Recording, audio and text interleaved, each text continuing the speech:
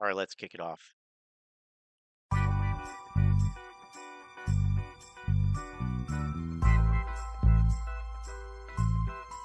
Roll another blunt, man.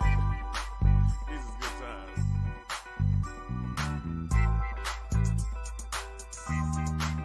times. So here we have a, I don't know who made this, but I'm gonna have to disagree with boycotting the product. You know, AMC needs revenue, but now just canceled my A-list membership.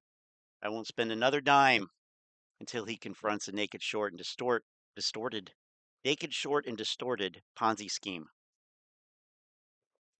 destroying the stock. Was that really just from October 12th? Was that of this year or last year? If so, that's less than a month. It's a U-turn. That's a U-turn, but you know who no U-turns here. Hey, what's up? This Frank. Let me say I'm not a financial advisor. Anything that I say in this video is for entertainment purposes only. Whatever I say in this video is my opinion. It may not necessarily be factual. Don't let what I say Not in this necessarily. video be the determining factor as to Okay. whether you should buy, sell, or hold a stock. We got the #1 short squeeze play in the stock market. I'm not trying to be arrogant when I say that, but it's just what the numbers say. You see what I'm saying? But if you're in another short squeeze play, man, I hope you make a lot of money. I heard Mr. Farrakhan, man. That's what the numbers say. Okay. Another short squeeze play, man. I hope you make a lot of money. Thank you. I heard Mr. Farrakhan, man, years ago, did a video, and he said that when he was getting ready to rebuild the nation, you know, because it had the Nation of Islam, because it was torn down, he was real busy. So people was trying to figure out, well, what was he doing? And he said, man, I'm pregnant, and I'm about to give birth. You know, that's because the new Nation of Islam that he built, that was his baby. You know, he gave birth to his baby. You know, so I look at AMC the same way. AMC had to be rebuilt. But the beauty of it being rebuilt is that we came in, we helped save the company, and now the company is about to give birth to a whole lot of millionaires. Okay. No, that's delusional. What's this about a fake narrative?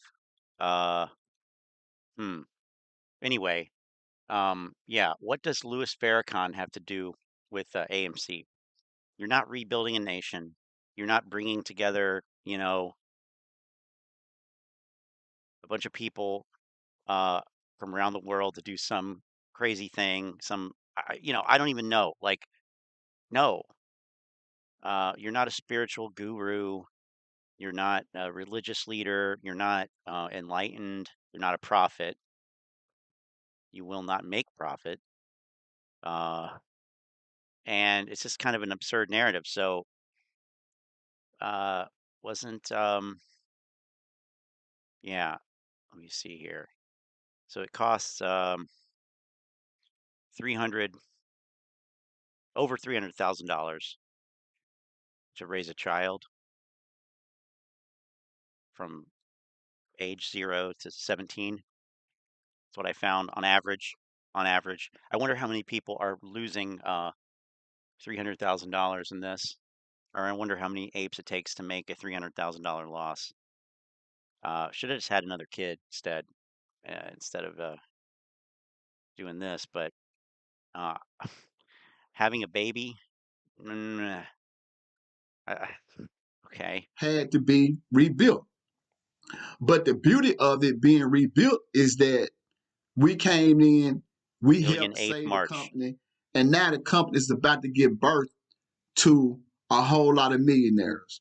It's about to give birth to a lot of people that's going to make life. He really likes that analogy. But if you listen to mainstream media, if you listen to the Shields, if you listen to the hedge fund, they pushing a fake narrative. They would tell you things like AMC going to go to $1. It's a garbage stock. Certainly possible. You see what I'm saying? Oh. People ain't going to make no money with the stock. We don't know what we're doing. But the numbers are showing something different. Okay. That people are buying the hell out of AMC. it seems like retail is stacking up on AMC. It's almost like they stacking up to get prepared for the Moass. You see, and hedge funds and shields, they lying. I Is was that looking at true? one of Keenan Grace Stacking up. Okay, yeah, Keenan Grace. Sure, but well, I'll pull it up. most latest videos. And in his video, he had the information in the video that indicated that this week AMC was the fourth most popular selling security. Ranked I number don't see 4 how as that's far as people possible. buying stock, buying securities. And he said overall, as far as retail buying stocks, AMC ranked number 2. So it's number 2 for retail investors when we get ready to buy stocks. You see what I'm saying? Retail is still buying AMC. So that means all the information, all the individuals that's putting their negative information out there, that hate out there toward AMC, the people not listening because retail, they still buying it. So my thing is, if people are bitter about AMC, they got an issue with AMC, they might as well get over it. Get over it. Because the Get people over it. not listening to them, they still buying the stock. They Get the still hell over preparing it. for the Moass. And see, although I don't with know what our he's short talking squeeze about. play, it might have been a lot of things, man, that happened that we didn't understand, a lot of things that we didn't like, a You lot think of things that we didn't agree with. And also, man, hedge funds have thrown a lot of punches at us. But the thing is, we still won. we still here? We Well, we still still gonna get won. paid. And at this point right now, it's a waiting game. You see what I'm saying? That's why when I do my Waiting for videos, what? I talk about patience and conviction because we got a lot of new people in our short squeeze play. And by me being in network marketing for so long, Ooh, I know that people have to hear something at least 5 to 8 times in order for it to register, in order for it wait a to minute. stick, in order for them to do something with that information. So that's why they spam us. Okay. So, we can't stop motivating the people in our short squeeze play because if we stop motivating them, then people get frustrated and they'll quit. And that's Avon, not what we want. Amway. You see what I'm saying? That's what it See, it sounds would like. be easy for me It's Amway 2.0. just to sell my AMC shares and start day trading Look at and them. They look swing like trading. Amway. That's easy. The hardest thing is to go through what I'm going through, to hold my shares, and to stay Wait, what? That's the easy part? Listen to this for me. arrogance. Just to sell my AMC shares and start day trading and swing trading. That's easy. The hardest thing is to go through what I'm going through, That's to hold easy. It's and then easy. people in our short squeeze play. Because if we stop motivating them, then people get frustrated and they'll quit. And that's not what we want. You see what I'm saying? See, it would be easy for me just to sell my It would be AMC easy. shares and start day trading and swing trading.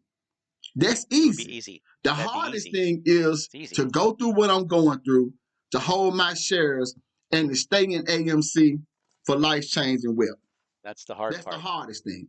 But see, me, I'm not interested in doing what's easy. I'm trying to get stupid Oh, paid. You see what I'm saying? I'm trying to make life-changing money. I'm good trying to get God. the bag just like hedge funds and short sellers got when they stole our money. And I'm going to close with this.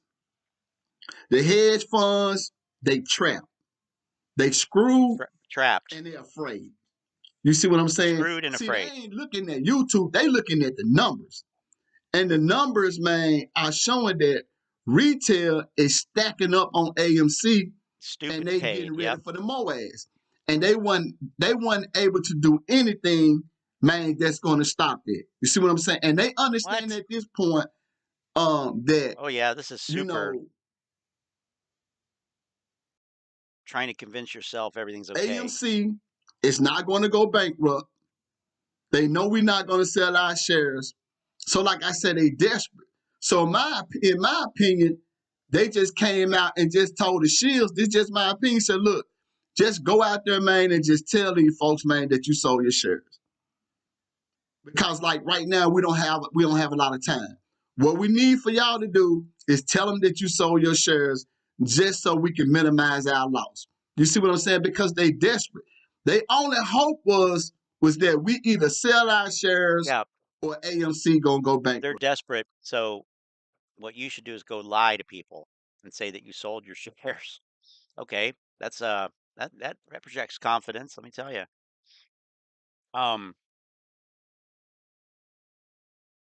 But he said, let me go back just a little Opinion, bit. they just came out and just told the shields. They just No, understand at this point, numbers, man, are showing that retail is stacking up on AMC and okay. they getting ready for the Moass. And they weren't able to do anything, man, that's going to stop it. You see what I'm saying? And they understand at this point that, you know, AMC is not going to go bankrupt. That is that's an assumption. So that's an assumption. You don't think it will, but we looked at all these numbers yesterday. It doesn't look very good. That's objectively, if you're going to say, look at the numbers, then the numbers point to one thing. You can't say AMC is not going to go going to go bankrupt based on what we saw yesterday in those numbers. Not looking good. You'd have to have at least 4 Top Guns in the next quarter. How likely is that? And that's just to basically break even. So They know not going to go bankrupt. Not really a great assumption to make. AMC Not a is not going to fact. go bankrupt. They know we're not going to sell our shares. So, like I said, they desperate. So, in my opinion, they just Oh came yeah. out and just told the shields. This is just my opinion. Said, look, just go out there, man, and just tell these folks, man, that you sold your shares. Because like right now, we don't have a lot of time. What we need for y'all to do is tell them that you sold your shares just so we can minimize our loss. You see what I'm saying? Because they desperate. They only hope was that we either sell our shares or AMC gonna go bankrupt. So now, since they wasn't able to accomplish either one of those goals, they know it's over with. So that's what I'm saying. Just be patient because if you've been in the AMC short squeeze play for all this time, you might as well stay and get a reward for your pain. You know, I can't tell you what to do because I'm not a financial advisor. You know, but I'm a diamond hand. I'm diamond hand in my 8 and I'm diamond hand in my I'm a AMC. diamond hand. Because see, hedge funds, they got to be punished for what they did. Punished Diamond hand. Thank you for taking time out to watch the for what video. they Have a nice did. day. God, what a delusional fuck. Speaking of delusional fucks, we are 21 days away from the AMC short squeeze or Moass. This is how we know. Spoiler alert, it's T plus 90 garbage. Hey friends, Here we welcome to Stocks and Crypto Plays. Today I want to talk to This guy, I had never heard of this channel. Wish real I quick hadn't. about AMC. Thanks, Manny. The call out is that earnings report this November 8th. So that's going to be very interesting. That's also the election day. So people will be voting. And it's just going to be interesting to see what happens with that. And super interesting. The other Can't thing wait. I want to talk about real briefly is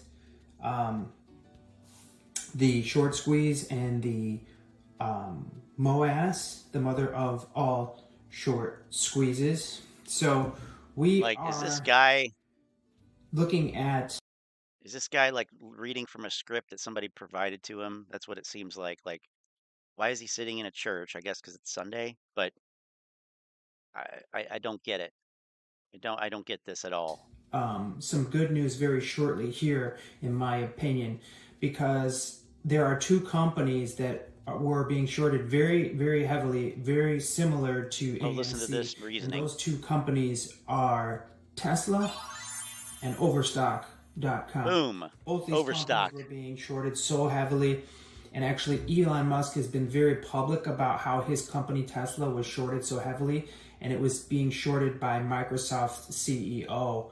Oh, And they kind of had a Twitter battle at the time about it. Twitter But battle. anyways, Tesla had did a dividend, and then 90 days after the dividend, the Here it is. The stock had the Moass, or not the Moass, the short squeeze. And same thing happened with Overstock.com. Right. 90 days 2 years. after their dividend. So 90. It's kind of tricky, but what's going to happen with AMC, okay, is after the 90 days, with the, you know how they did the ape stock and all that? Yeah. They did it as a dividend. So after the 90 days, these companies that are doing the synthetic shares and the naked shorting and all that stuff, after the 90 days, they have to cover or produce the real shares based on FINRA data. So that's what my research shows, and that's why. So does the FINRA rule actually say that they must provide real shares? Like, that's what I'm wondering. Does it actually make that distinction? Not sure. Tesla squeezed very hard, and also Overstock.com. But I think regulation AMC is going to be much bigger. But if AMC doesn't have the Moass shortly here, it's still going to happen. But we should all be looking to know that this play could happen very soon. So we are 69 days into this 90-day play. There was never a dividend for Tesla. He said there was, and that there was a 90 days after it. They did splits, but that's not the same thing, obviously. Because if you go to AMC, I believe it shows it. Well, those are the actual dividends that where it used to pay dividend before. I guess it's not on here, but I mean, I would trust Model 3 dude for that information. I started making AMC videos 3 months ago. He made 6 or 7 of them. Yeah, this one was from 18 hours ago. Stop Republicans. Who's that? Who is Stop Republicans? That's you have my blessing. What, like 21 days away from the Moass, potentially. 21 days away from the Moass. God. The mother of all short squeezes. Potentially. 21 days. Nobody can predict the future. This is just a possibility. So this is a fun one to look at. 21 days. In 21 days, they have to cover, to some degree, at least the ape and the preferred dividend shares for AMC. Oh, so the assumption is they haven't done that. Everything's synthetic. How do they get those? Because everything's synthetic. No. I mean, I just briefly looked for that. I don't know the FINRA rule. It says something about dividends or whatever.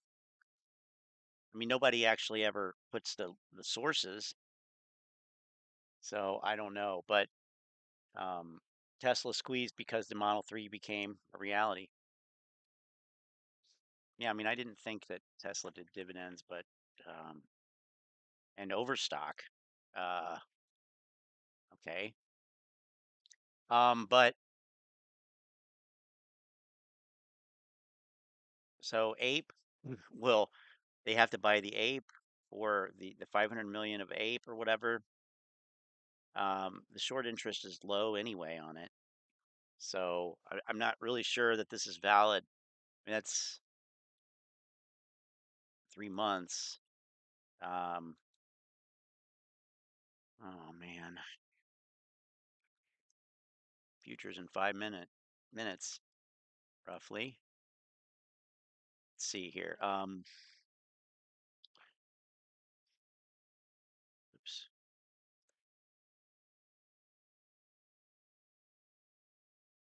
They're going to hype this.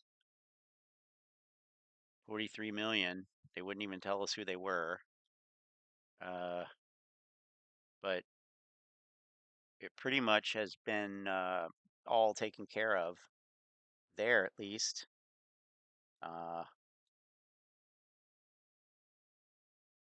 Now, the short volume's been going up on it. So one thing to note here is you put it in short volume, short percent of exchange, and then you look at like, well, we can look, total short volume was 72%, and then off exchange, of the off exchange volume, 69% of that was short volume, and it's high on all of the exchanges. I mean, of course, the very low volumes on the other exchanges, but what was on the other exchanges, like on the New York Stock Exchange, was 81% short volume. Just pointing that out, that's gone up. But who cares? Look at that, 4%. Wow.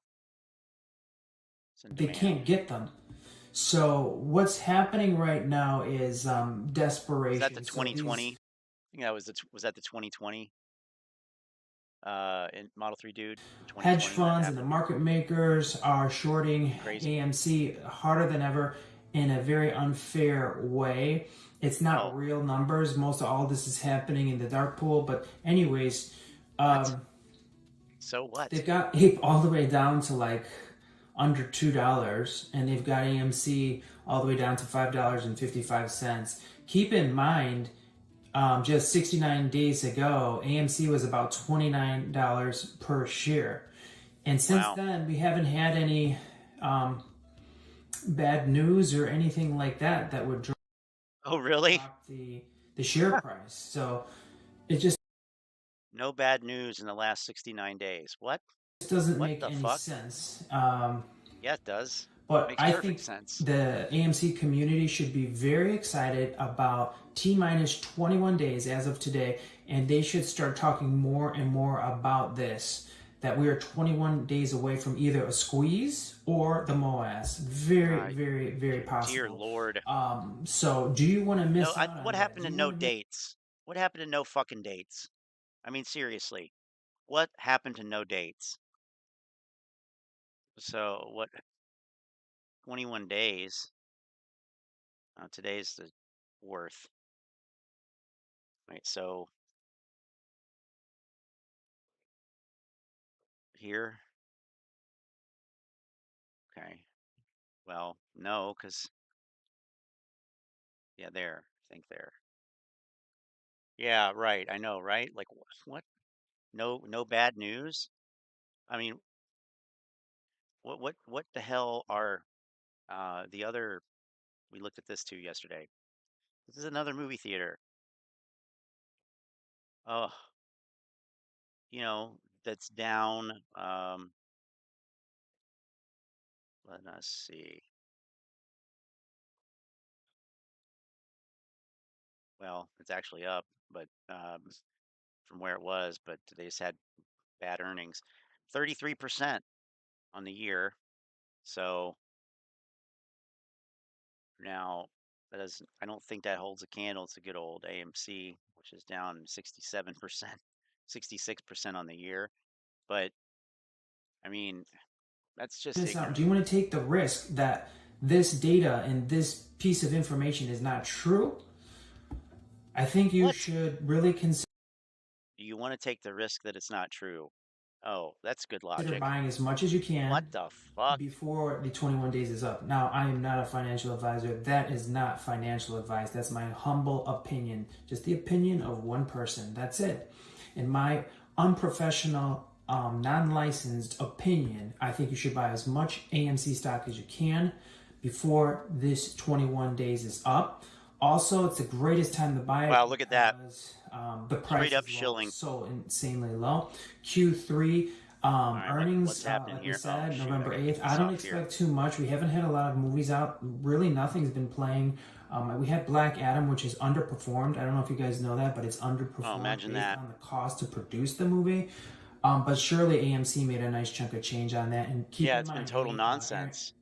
Adam Aron is definitely going to put a nice spin on this, and all eyes are going to be looking to Q4, and Q4 is going to be mammoth. Well, He's going to be talking about some of the most amazing movies that are coming out in Q4, and time will... Yeah, you need 4 Top Guns to even, be close to anything that's not terrible. Not surprising, we got a gap down here. But crude oil also gapped down a couple bucks. Natural gas, however, is climbing back up. Gasoline futures down. The dollar, unsurprisingly, gapped up higher. VIX and bonds. What is this? 10-year treasury, 10-year notes. Sorry, 10-year notes. So we'll let them rally it back up here, and we'll come check it back in with it later. Okay. Will be up for the short squeezers because Q4 is going to be epic. Okay, just take a look at the movies. Hey, Antoinette, you were first here, but then you weren't here. All right, so please hit like, please go ahead and start. Subscribe, please add notifications, please comment below. No, please no. So T+90 trading days, not calendar days. Waiting for them to drop it to $1 to quintuple my position.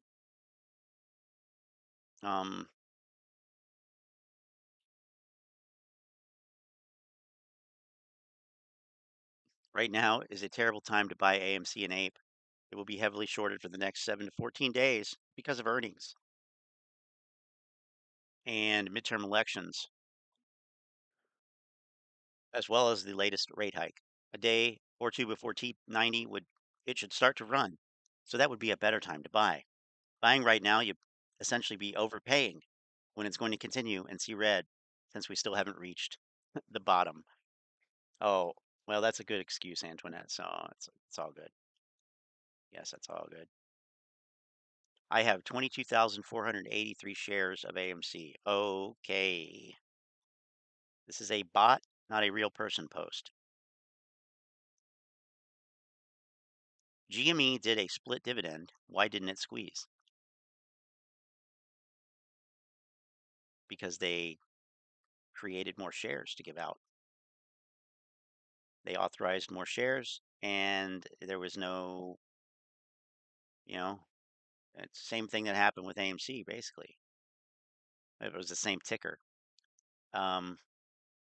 Trading day, right. Terrible. Terrible garbage. Okay. So now we have something here. Adam Aron has tipped his hand as to the earnings being bad. When earnings are good, he put it out pre-market open to talk it up. Post-market means bad numbers, and I need a day to spin it. Interesting point.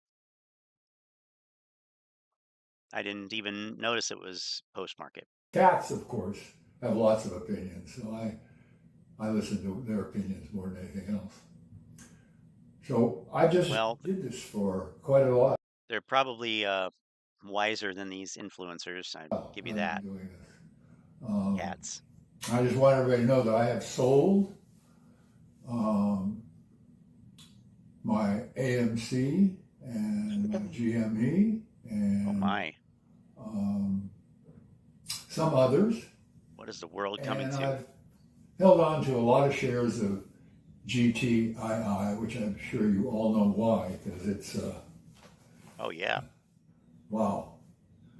Whoever believed that there could be a stock that we could buy into that was going to skyrocket that the bad guys couldn't really affect. That's the great thing, because they're an over-the-counter stock. What? That's the great thing. That's how I got into it. And I listened to my buddies, and then my buddies, we all did the How same is this? thing. Ham and Lou and William and Avid Trader and the others about all of this. And oh my. I never considered myself an expert on all this. It's just that I had an incredible That's good. gift given me, along with many others, to be a really good mathematician. So all of the things I do basically on math formulae, and of course text. And I just kind of like to keep people informed of what I'm doing, but I don't make any suggestions, because who am I to suggest anything to anybody? I don't even make suggestions in Zen. I just say, hey, what is. Do the best you can every day. Be nice to everyone that you can, and be honorable, and stay in the now. And that's how we live life. But I thought it was important. I don't disagree with that, but back from Texas, my younger son, who's 22 and who is the pilot, was down there in the military doing basic, and he graduated from basic, and well, you know what? with the cats, and That's a good point. So everything he does based off of mathematics, quantitative analysis. So what did his math tell him about AMC that caused him to decide to sell it? I wish he had talked about that. I don't know. That's something there. Now we got this guy. Oh shit, Jesus. Okay, I'll just find him here. Oh, well, here's Lou right here. Speak of Lou. All right, you silly motherfuckers. Let's talk AMC. Let's talk. There'll be two videos. Should be two videos. All right, let's talk about this. All right, let's do it. Brothers and sisters are still caught behind enemy lines in AMC. AMC is still a play. AMC is still shorted. But AMC, unfortunately, has a situation where it created APE. And APE now is a situation where it has created a bigger stock base, because APE is AMC. Funny how people didn't want to accept when I said APE is AMC, and now people are like, well, the price is down, but APE is AMC. I'm like, duh, I fucking said that, you fucks. Anyway, let me pull back my anger. This shit is... AMC community is so fucking crazy at this point. But I got a big heart, and I got good people still in AMC. I wonder why that's the case. That being said, Jesus. So APE is AMC. So in AMC, we had a bazillion synthetics, and then those synthetics got an additional friend called APE. Now APE was the blanket that would cover the synthetics. That's kind of how I think they got the nod. Yeah, let APE run. But the initial batch of APE wasn't enough, so they had to do more APE. Sorry for the sirens, but I'm in New York. Whoop, whoop, whoop, whoop. That ain't for me, so. Okay. So the first batch of APE wasn't enough, so they had to do more. So to the other guy's point of T90, whatever, there's more shares out there. If they have sold more APE, which we think that they probably have, because they were in the slow quarter, then that whole narrative is dead. But okay, I guess we'll wait for the numbers. So now you got AMC, you got APE, you got more APE coming, and people constantly tell me, is AMC gonna run, whatever. Let me just say something to you. APE is the sponge is gonna absorb all those AMC synthetics. I've said that before, but I don't think people understand. That's why they're in the process creating more. Somebody's like, oh, Lou, what are you gonna say when Citicorp buys back all the apes and what? I'm like, listen, motherfuckers, don't you get it? Who's holding all those synthetic AMCs down in Brazil? Citicorp. Still that narrative. I mean, we debunked that last year. And Tony DeNaro was even here. and he agreed, if I remember correctly. But the whole conception of the Brazilian depository receipts was way off. Yeah. Why why do you think the price is dropping? You have to look at AMC in a look at it like an old man. Fucking graveyard used to say this. You're looking at it with young man eyes Wait, or old I man thought eyes? it was supposed to be. I thought it was a baby being Young born. man who just wants your shit to rip. Old man goes, how? How is this thing gonna happen? And the reality is this: AMC and APE still have to merge together because of the fact there's 3 AMC shares. There's real AMC, there's APE, and there is synthetic AMC and APE, which is the fucking ones that are floating around. When you say that they're going to run or squeeze, can anybody give me the exact count of all that? You kind of can't you? It's not possible.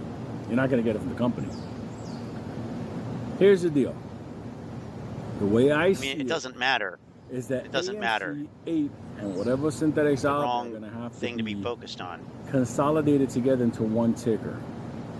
In order for that to be something where you can see where you stand. As it is right now, you're technically diluted into 3 quadrants: AMC, APE, and the synthetics. That makes things difficult to understand because you truly do not know what the overall size is and the pressure. Now, if you're looking at the charts, you already know for a long time the charts are bullshit. It's run by them. Look. Wow. People want to ask, when do you think the charts are bullshit? Because it's run by them. They run it, so it's bullshit. When do I think? Because I get the emails, and I'm telling you, all those 3 quadrants have to become one in order for me to be honestly be able to look at that thing and go, okay, now I kind of see where the float is at. Now I kind of see where the short position is at. Now let me see who are the big institutes holding this and what's the actual viability of this. Right now, it's all over the fucking place. You got people cheering for AMC, you got people cheering for APE, nobody looking at the synthetics. So the AMC thing, it has to be put together in order for me to be able to say like what it is. Now, could obviously the coming liquidity crisis, as far as like the Credit Suisse, the margin calls, all that shit, push something up? Yeah, it could. But it's all over the place. It's gonna push it up messy. And they got APE that can take care of AMC, and you know the whole fucking thing. But that's my stand right now. Until everything becomes one, the shit's all over the place. That doesn't mean AMC is until dead. everything becomes you can't one. really look at it and be like, okay, when will that happen? Everything is just guesstimation. And that leads me to my second video on AMC. Oh, okay. We have that? Is it dropped yet? Oh. Wait, I thought I saw a third video. Since I'm not an AMC and I'm not an APE, I'm outside. I'm just commenting on something I see. I can't manipulate the stock for my benefit or anything like that, so let me get that out the way. Now that that's taken care of, here's a question every AMC/APE shareholder should be asking themselves, or asking the CEO.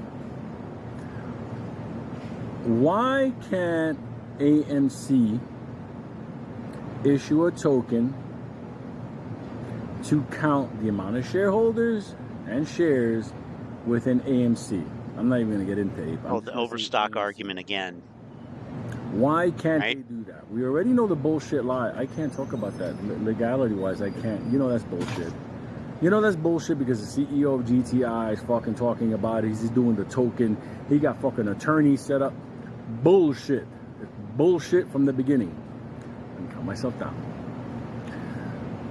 The people in AMC, why are you not pressing your executive team that you own shares in the company and ask them, why can we not have an NFT? Yeah, they want a token to be issued to shareholders in order to count the shares and for us to see it publicly.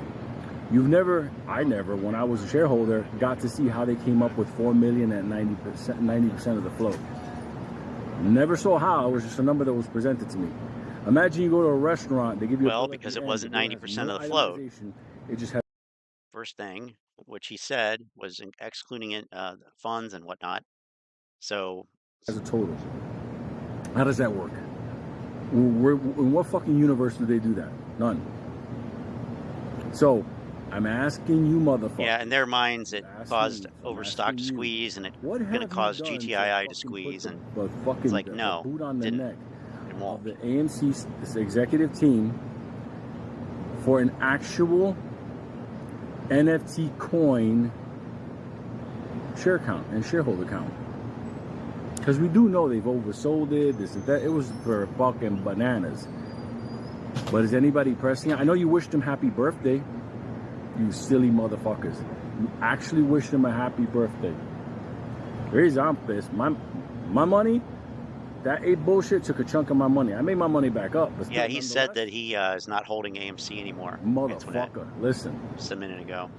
And that sticks with me, and there's a lot of good people in AMC, so I just want to put that out there. Why haven't you pushed them? Right now on GTII's website, the executive team put the press release on the token that they're issuing shareholders to count, to validate shares, phantom shares, synthetics, and shareholders in order to fucking clean everything up. And look how fast they're doing. And they're public, and they're dealing with their legal team, and they're communicating with their shareholders, and they're going to put the count out publicly. Good point, Model 3 dude. What the fuck? AMC is a company in Mars? It doesn't apply to the rules of fucking mankind here? No, bullshit. Start it. Hashtag where is my AMC share coin or share count coin? You decide what it is. Non-fungible tokenization. Let's see, it'll be a good one. Hashtag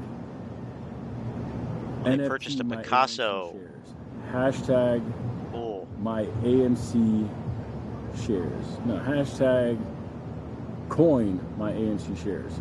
You decide what it is. Because you know it's bullshit. It's bullshit. It's fucking.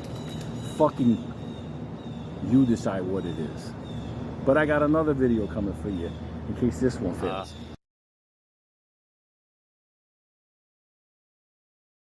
So is it GTI coin? I don't know. Yeah. No evidence of GTII coin. Yeah, I didn't think there was. Let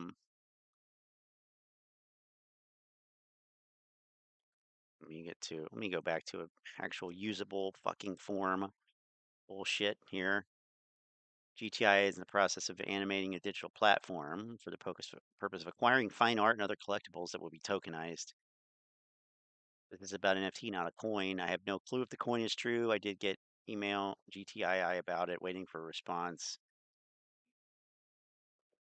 Lou was hinting something about a coin tied to GTII. This must be what he was indirectly saying.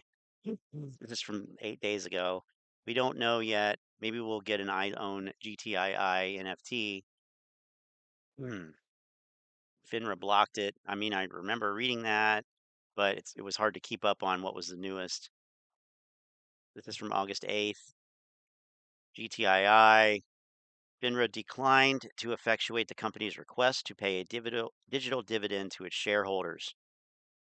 FINRA determined that the company action was deficient because the DTCC is unable to process the digital dividend distribution to GTII shareholders holding shares in Seed & Company, which is a substantial percentage of its shareholders. Yeah, I would say. You got to DRS those. To reward its loyal shareholder base and keep its commitment to distributing a dividend, the company is now in active negotiations with a digital securities firm, which could afford it the ability to allot digital dividends and fractional shares to all GTII shareholders. In the meantime, the company urges its shareholders to continue to send in the request forms to the corporate transfer agent, Liberty Stock Transfer.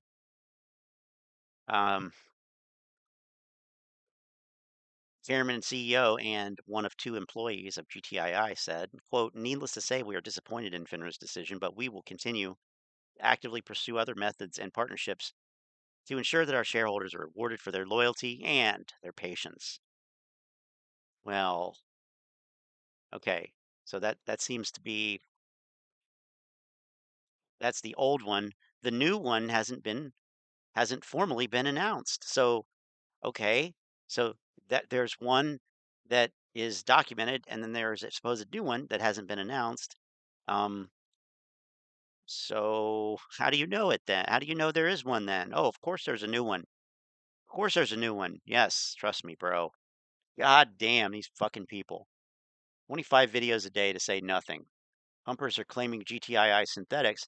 Coin should expose fraud. Coin isn't happening. Now, I thought that they couldn't do that because it was a OTC. Now they're saying synthetics. I thought they said that the market maker can't fuck with it. That's what the old man was saying. Do you realize that we are watching people invest in scams and lose money in real time? Only in the 21st century. Yes. Wow.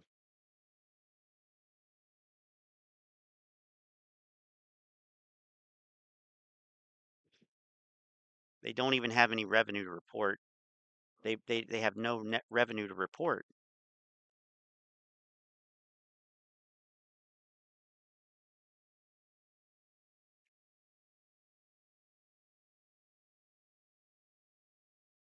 Mm, Jesus fucking Christ.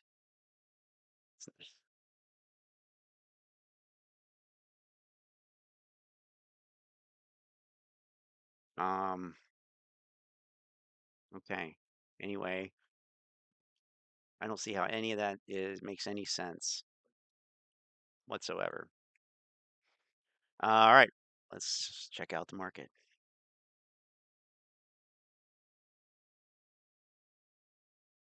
Whole lot of sideways, pretty much. Let's see here.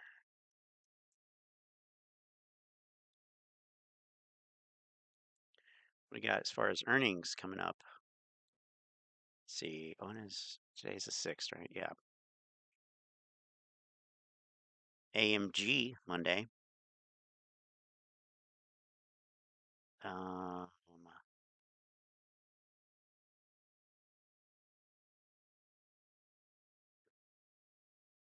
you know what?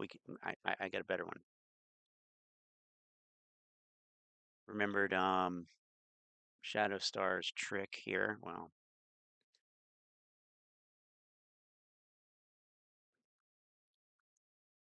earnings whispers.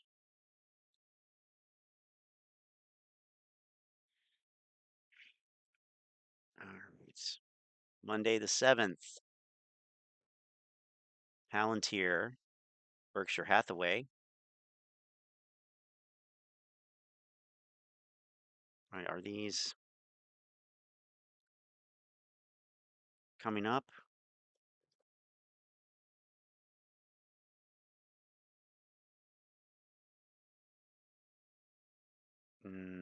I guess so.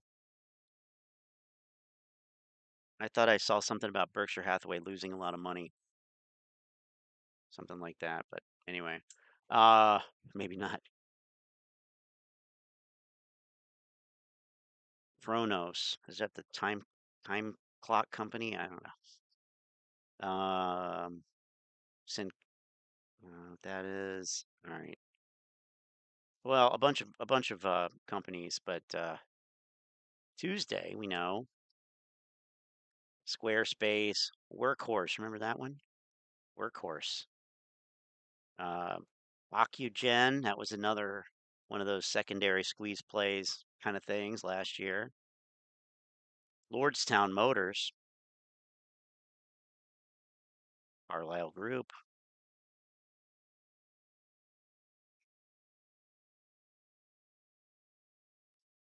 Sage Therapeutics. Diebold Nixdorf. The old safe. Well, yeah. EW Scripps. Okay, where? Wow, lots of earnings. I mean, I can't even show them all. Eastman Kodak. All right.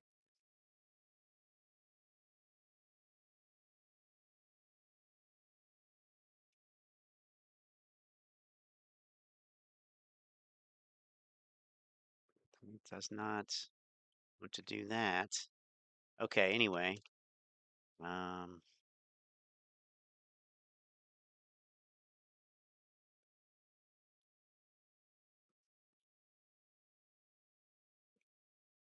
So let's look at the SPY overall here. A larger time frame, and maybe bring in volume profile style. Let's see, is that it? Yeah, there we go. Now, can we look at more? All right, and then can we look at even more? Ooh, too much. Too much. Actually, I'm going to do this on TradingView, just because you'll see. All right. Let's go to the NASDAQ. So, well, we can go to the SPY. Yeah, the S&P 500. Okay, so I don't know why this line's there. That's the all-time high. Now, if we turn on this, may have to just re-put it on here. Okay. Session. And there we go.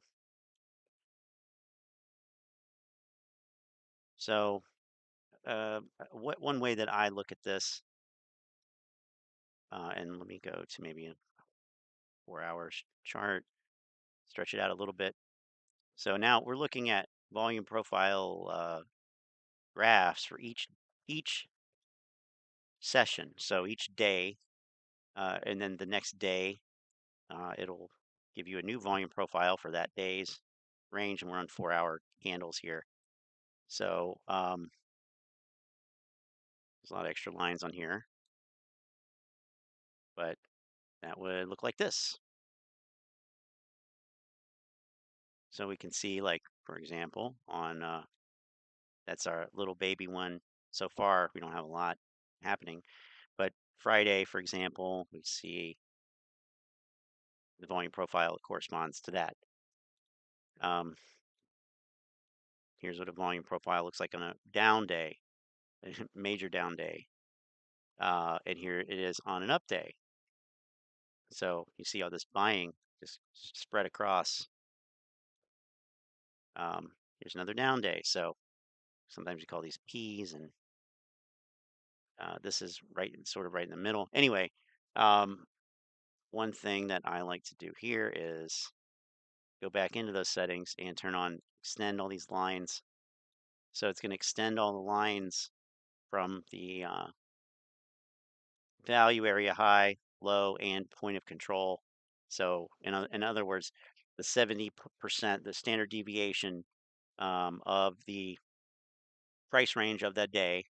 So the high end being the red line, low end being the green line, and the point of control where the most volume was traded, that's the purple.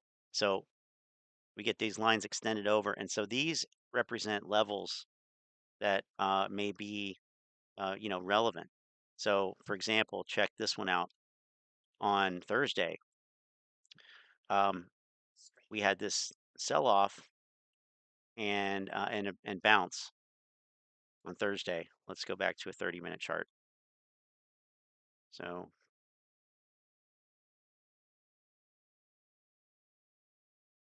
here's Thursday, right here.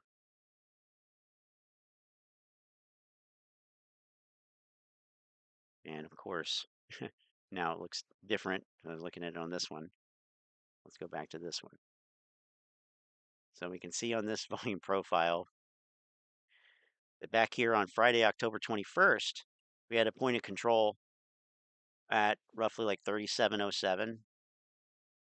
And this line extended over because we never hit that price level again.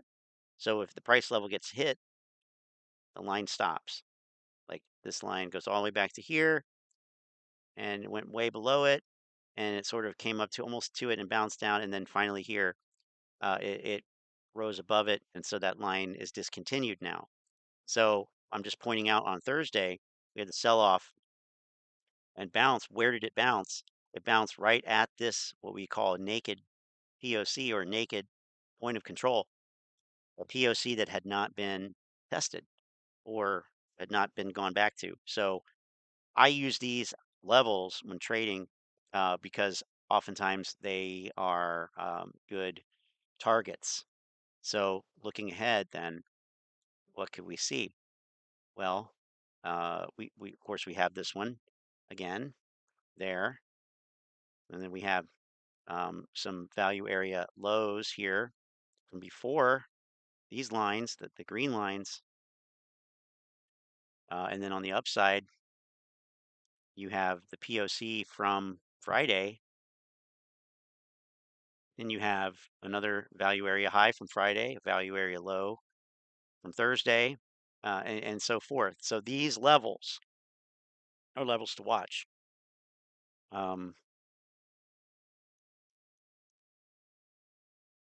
Coming up. Of course, it could blow through all of them, and you know, certainly could happen. But going back here, let's see. Going back to the beginning of the year. So the S&P did not hit a new low, did not take out the October low, and it didn't even get back down to the June low. We go to the NASDAQ.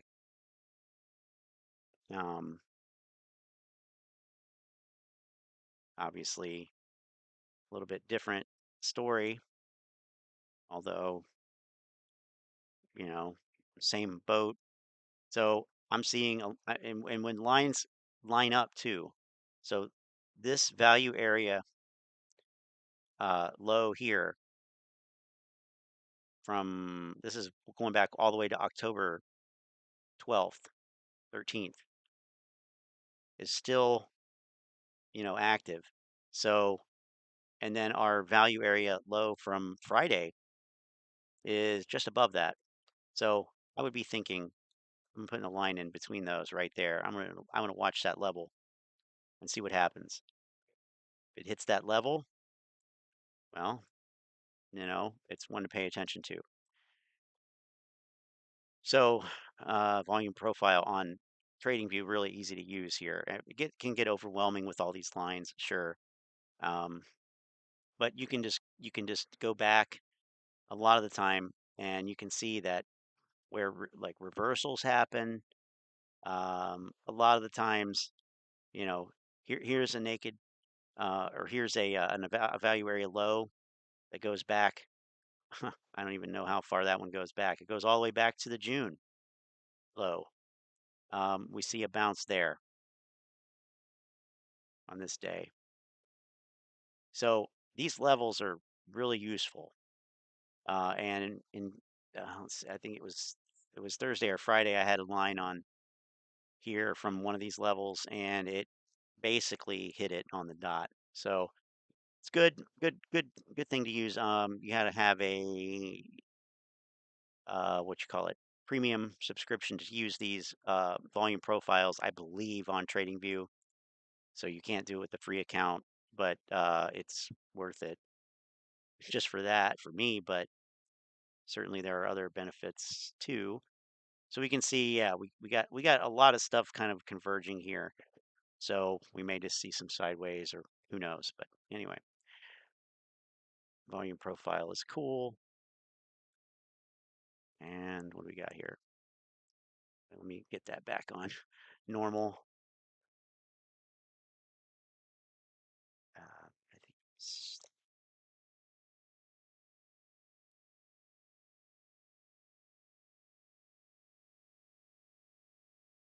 yeah. Okay. So we see the dollar start to come back up.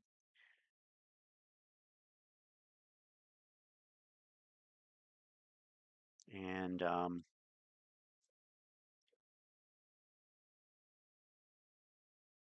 can go here too. Trading economics, and see the kind of visually here. So down to close to 1% on the NASDAQ, about 0.5% on the Dow and the S&P. And of course, we don't have anything else open yet. It seems like it should be because it's dark here already. It's literally dark here already, but okay. It's a picture of Lou. Oh, yeah, right. Okay. Antoinette says, yes, AMC was the biggest scam play in history, and people lost millions of dollars collectively. Millions of dollars collectively. Yeah. And I calculated on one day last year, a one-day change in option premium in the call side of the options was about $5 million. Not to say that that was all lost by retail, but it's hard to estimate that. But yeah, AMC squeezed, they were wrong. AMC's a penny stock, by all these guys who've never shown their positions. The US dollar is about to collapse. Wonder what he means by that. Maybe we should check that out. Now, with governments crumbling in crisis, the U.S. Treasury hitting all-time high, and central banks raising interest rates to the governments crumbling in crisis. Okay, highest levels since now, the U.S. dollar still seems to come out on top. Of this year, but it's always in dollar peaked at its highest, up 20% just from the start of this year. But it's always in times of crisis when the US dollar actually outperforms the stock market and doesn't actually trail along with it. The stock market since January of 2022 this year has been down all the way to 26%, while the US dollar got all the way up to 20%, almost playing completely inverse the US stock market. And during the times of worldly crisis, the US dollar is I'm not muted. I just don't know what to say. Always popping out on top and showing its dominance to be the best. You can see right here, Russia up 13%, Brazil up 6%, but every other currency, Switzerland, Indonesia, India, Canada, China, Euro, Australia, Euro, South Africa, South Korea, Japan, Pakistan, and Turkey, all down. I love how Euro's on here twice. I love a that. Substantial That's amount good. During these times of crisis. However, Euro for 1, many Euro countries, 2. the weakening of their currencies relative to the US dollar has made the inflation fight even harder for them. There is now an alliance forming called BRICS. You see, it all started after 07-08 financial. There's an alliance forming called crisis BRICS that originated in the U.S. The reliability of the U.S. government as a partner in global financial affairs was destroyed. In 2009, Russia hosted the first BRICS summit to establish a better international financial system with China, India, Brazil, South Africa, and later in the future, BRICS plus partners. In short, a new multipolar order BRICS is challenging the US dollar reserve currency status. That started a new Cold War with Russia and China. US national debt is now at 31 trillion, total US debt is at 92 trillion, and total US funded liabilities are at 172 trillion, and all of that without Kim.com. US government surplus for any of it. Only more debt and more money printing. The US government knows Kim.com. Wow. That without the reserve currency status, it is bankrupt. Without money printing on the back, how can he afford the $8 game over for the US, but not just for the US. The EU and most Western democracies followed the US model of endless debt and money printing. That is why they stand with the US and support the escalating actions that seem totally illogical to most people. Why is the EU sacrificing prosperity for a US proxy war in Ukraine? Because if the US is collapsing, they collapse too. Okay. I don't care what Kim.com has to say. Crisis is that while the US dollar looks strong and it outperforms the stock market in economic crisis, if you actually take a look at it from a macro perspective, you will see that the US dollar is actually a failing currency, and it is ultimately just ping-ponging in this downtrend until over time it slowly becomes worthless and the debt outweighs any worth as of right now. Which leads me to touch on one point, and that is to stop saving your money. Don't put your money in banks, because let me tell you something right now. Let's say the S&P 500 where should we put them then? AMC stock? Let me guess.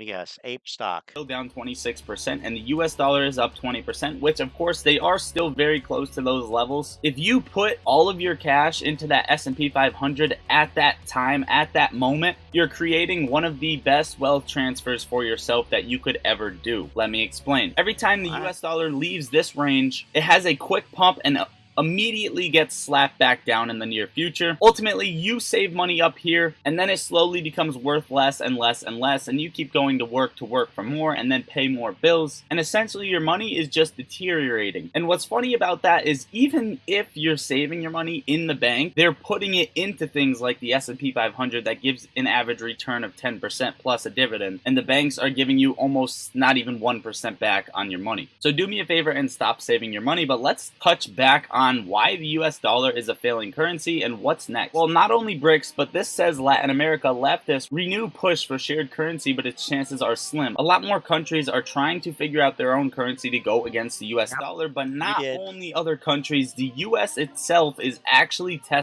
Yep, you did. Slap down sometime in the future. Testing a digital dollar. Now, why would they be doing this if we have one of the strongest currencies in the world? In its New York subsidiary, the U.S. Federal Reserve completed the first test project of CEDAR, the initiative testing a central bank digital currency, CBDC. The New York Innovation Center carried out its first phase and highlighted the potential for digital assets and blockchain technology. Where is this being read from? Digital dollar. Not only other countries, the U.S. itself is actually testing a digital dollar. Well, now, why would they? It's conspicuously hidden. Other countries, the U.S. itself. Yeah, I can't see what it is. It has a section called Play Casino Games though, and Bet and Win BTC. So it must be a reliable source by Reynaldo Marquez. Is actually testing a digital dollar. Now, why would they be doing this if we have one of the strongest currencies in the world? In its New York subsidiary, the U.S. Federal Reserve completed the first test project of CEDAR, the initiative testing a central bank digital currency, CBDC. The New York Innovation Center carried out its first phase and highlighted the potential for digital assets and blockchain technology to improve legacy payment rails. According to the report, the legacy financial rails can settle a wholesale transaction for the FX market in 48 hours. The digital dollar, however, tested the New York Fed was much faster and could reduce counterparty and credit risk while providing institutions with more freedom and resources to allocate elsewhere.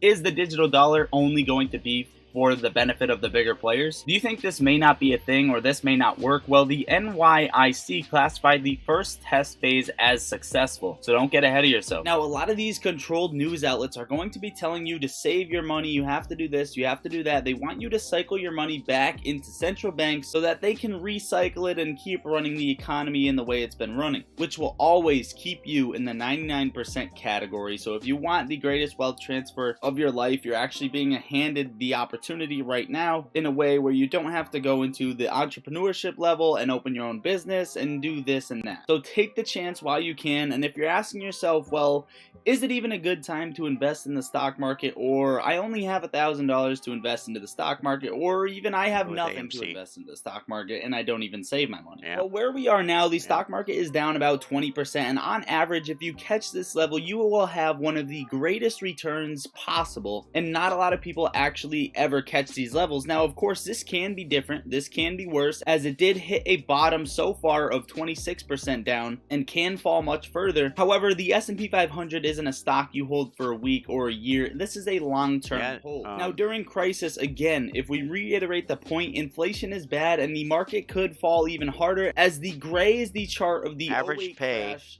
overlaid over where we are now, and it does look salary like we are going to fall further just the way things have been rhyming. For again, AMC crew member in Ohio is $9.35 an hour. Very, very high level, and assuming it is going to crash, the stock market will go up, and essentially the stock market will go up anyway, as it is a very, very, very, very, very strong and safe very return of 10% with a 1.4-ish% dividend yield. I may or may not be off by a little bit. However, this one's scaling up while the US dollar is scaling down. It is a failing currency. So let me know down in the comments down below Los Angeles. what you are going to be doing with your money, and if this video helped you or gave value to you at all. And you know what? If you have zero money to invest, I have a limited offer that I can offer all of my audience. Well, that was smooth. How about this one? Oops. Meta expected to announce massive layoffs this week.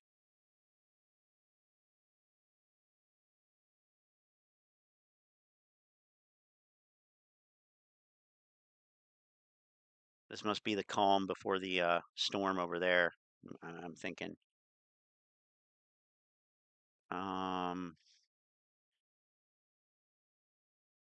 Oh yeah, no, you can't. I mean, you got to live at home. That's a job for high school students and whatnot, Antoinette. That's from what I understand. Apple announced iPhone delays because of the China lockdowns. Too bad I closed my Apple puts already. But iPhone delays, huh?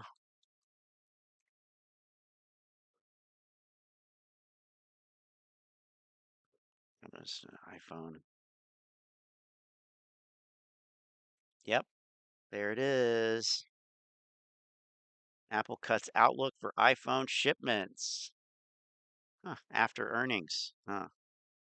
iPhone demand is strong, but customers will have to wait longer.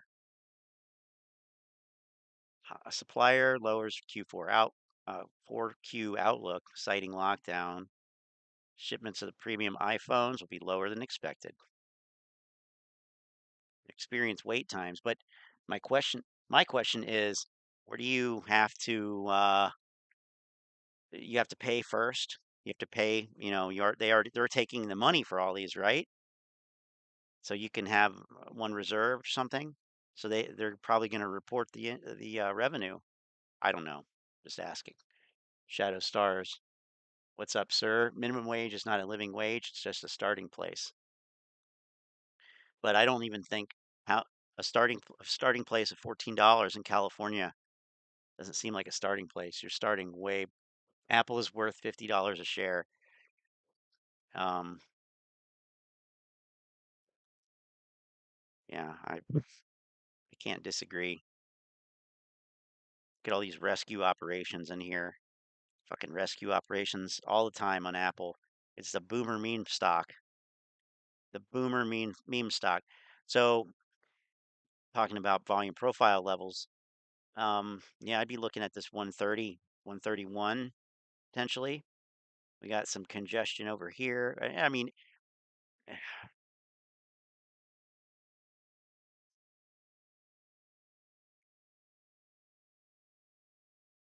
we still got to take out that. I mean, that. I mean, and okay, here you go. Here's a perfect example right here. Hold on, where is it?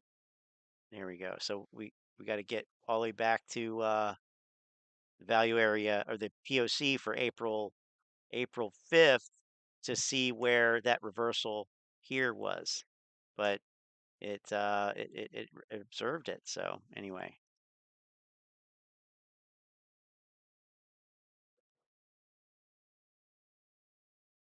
it's going to 125, 125.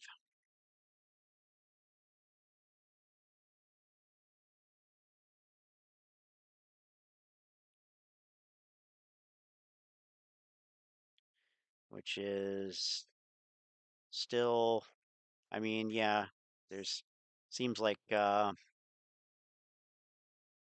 let me do this and look at that. This is the line I just put on. It's the dashed line. That is a high volume node. Absolutely is a high volume node. So we have a lot of open interest there, basically. A lot of activity at that range, and then below that, 81, 80 or so. And then here's 50. I mean, your POC for this whole range going back to fuck. I mean, we can't go back that far. The POC going back to 2019 is legitimately $50. It is 50. And this thing damn near got to 200.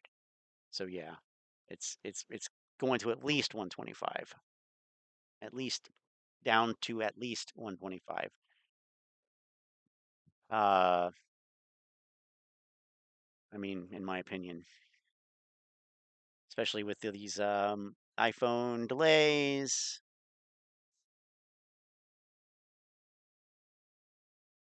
Gotta love the news on a Sunday night. This fucking news on a Sunday night. They know what they're doing over there at Apple. I tell you, they know what they're doing. Also, Facebook. I mean, these fucks. What a bunch of fucks. You know, fuck Silicon Valley. I mean, honestly,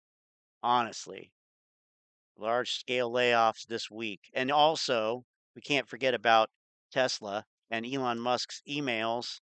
His email, you will no longer be needed, or whatever it said.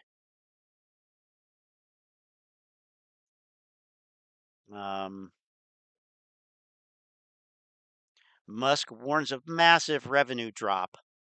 Oh, you don't say.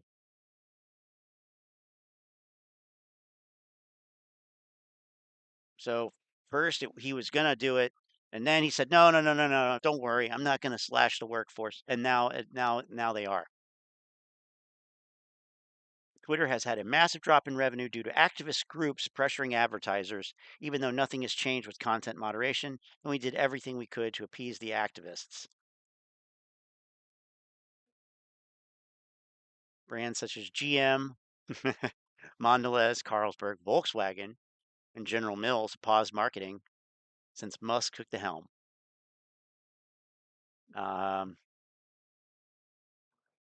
Regarding Twitter's reduction in force, unfortunately, there is no choice when the company is losing over $4 million a day. Everyone exited was offered 3 months of severance. Exited. I love that. Euphemism. Everyone exited.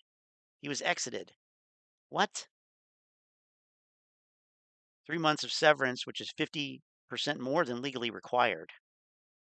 Okay. Subscription service, $7.99 a month for the blue tick verification.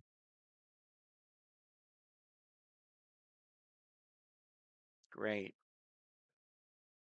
If Apple pulls back that far down to 50, SPY is going down to sub 300. I would say, yeah, it probably is. If that's the case. Elon said he was making me the CFO.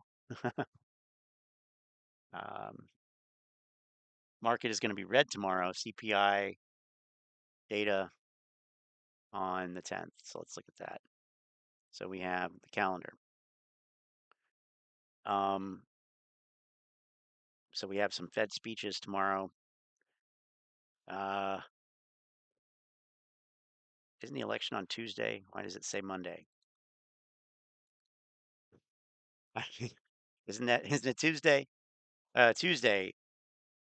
So yeah, I don't know. Maybe this is in. Oh, it's in. No, it's in the correct time zone. I don't know. I don't know. Maybe they're saying it's. I don't know. Business optimism index. Okay, nothing Tuesday. Wednesday, mortgage data, oil, petroleum data. Thursday, inflation, core inflation, CPI, initial jobless claims. Is it time for that already again? Jeez, crazy. So let's look at the initial jobless claims and the. So they're still in. There's okay. This is interesting. They're still now. They're okay on according to at least according to here. Because we have a consensus and a forecast, but they're expecting the core inflation rate, forecasting it to be up 0.1%. Same with the inflation rate month over month. So core inflation year over year and month over month inflation, they're predicting to be 0.1% higher. Same with month over month core inflation, although the consensus has those going down, but not the inflation rate. They have that going up. So go figure. CPI, they're forecasting to be higher, as well as the consensus. And we have initial jobless claims. So it's basically been flat. Basically been flat. And then what is the other one we're going to look at? CPI. I mean, it's basically been flat-ish, but who knows? Then we have these related ones here. Let's see. I mean, and it's not a surprise because, if we look at this, we can look at it on here. Now I remember the ticker for it. So can't do that. Here's the money supply. And I mean, here's beginning of this year right here. It started coming down, but really we only have data. Well, is that the only data we have?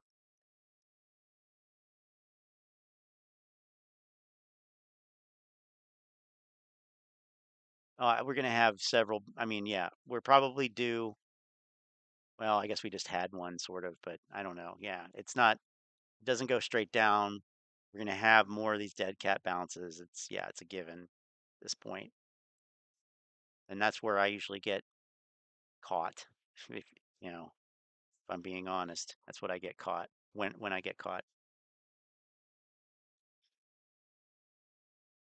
So the last, this says updated October 25th, but anyway, yeah,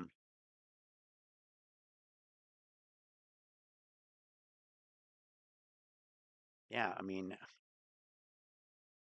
I thought the tapering was really supposed to start kicking in September. The balance sheet reductions. I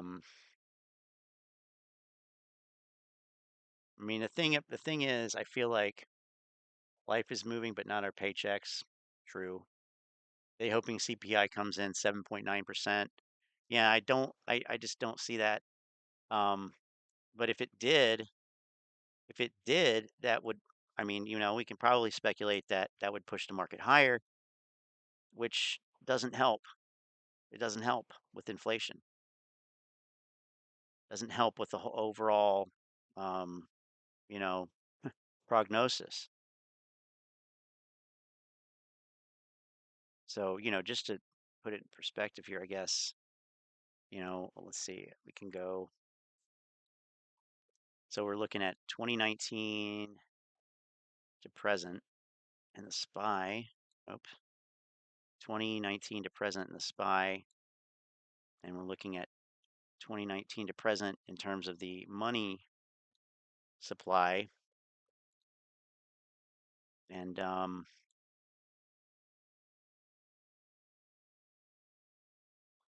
so this is February here, February here, February to, they have it to April, because that was the recession. That was the recession from COVID. To April, that's that shaded region here. So this happened. So this happened. This happened at the beginning part of that region of time, and this happened towards the end of that region of time. The crash happened, and then the rescue operation, and then it's been off to the races. So all this money was added, and we're still basically at the top. Less than $1 trillion has come out, as far as I can tell. And here's the market here. What happens? What would happen if we? Whoops, shoot. What would happen if it? I mean, and this would be shocking, but what would happen if we got back to 2019 levels here? Would we see 2019 levels here? And I can't do chart measurements on the other thing, but I mean, we're still. I'm excluding the dumbass pump at the end of 2019. I'm well, you know what? Yeah, yeah.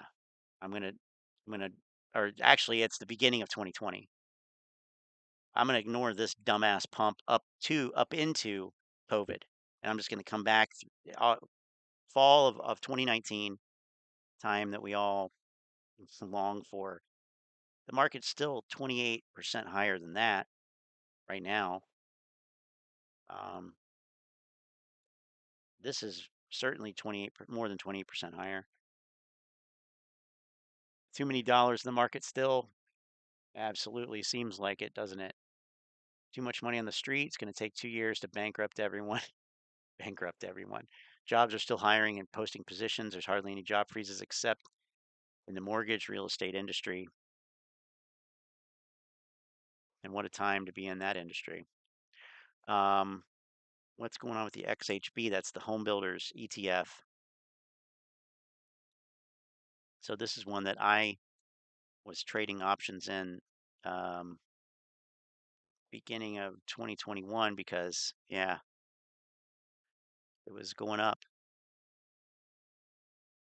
And then, yeah, beginning of this year, it started going down.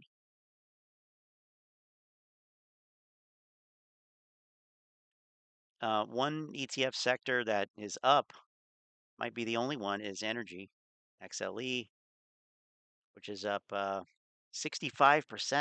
in 2020, up 65% in 2020. Began the year around 55s, now pushing 92. Very hard to get large sums of money out of banks now. And we won't have, there will not be a Fed put. I'm just going to say that right now. The Fed put is dead. Is this going to be a double top?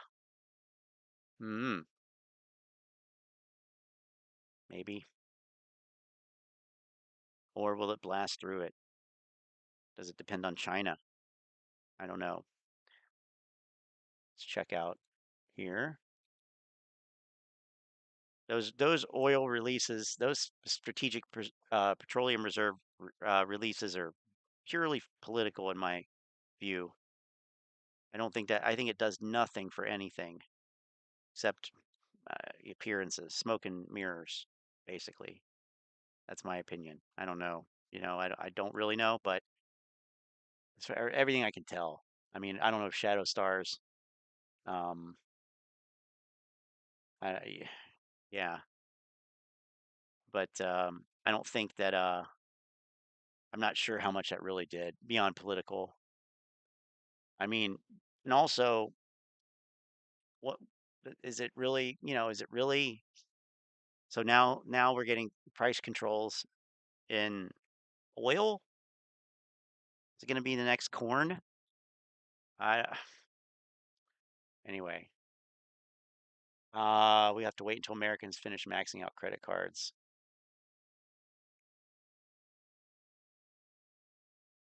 And I mean, we've looked at that too. We have definitely looked at that too. And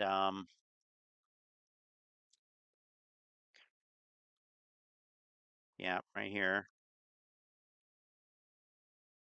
Oil, credit cards and other revolving plans, all commercial banks, data.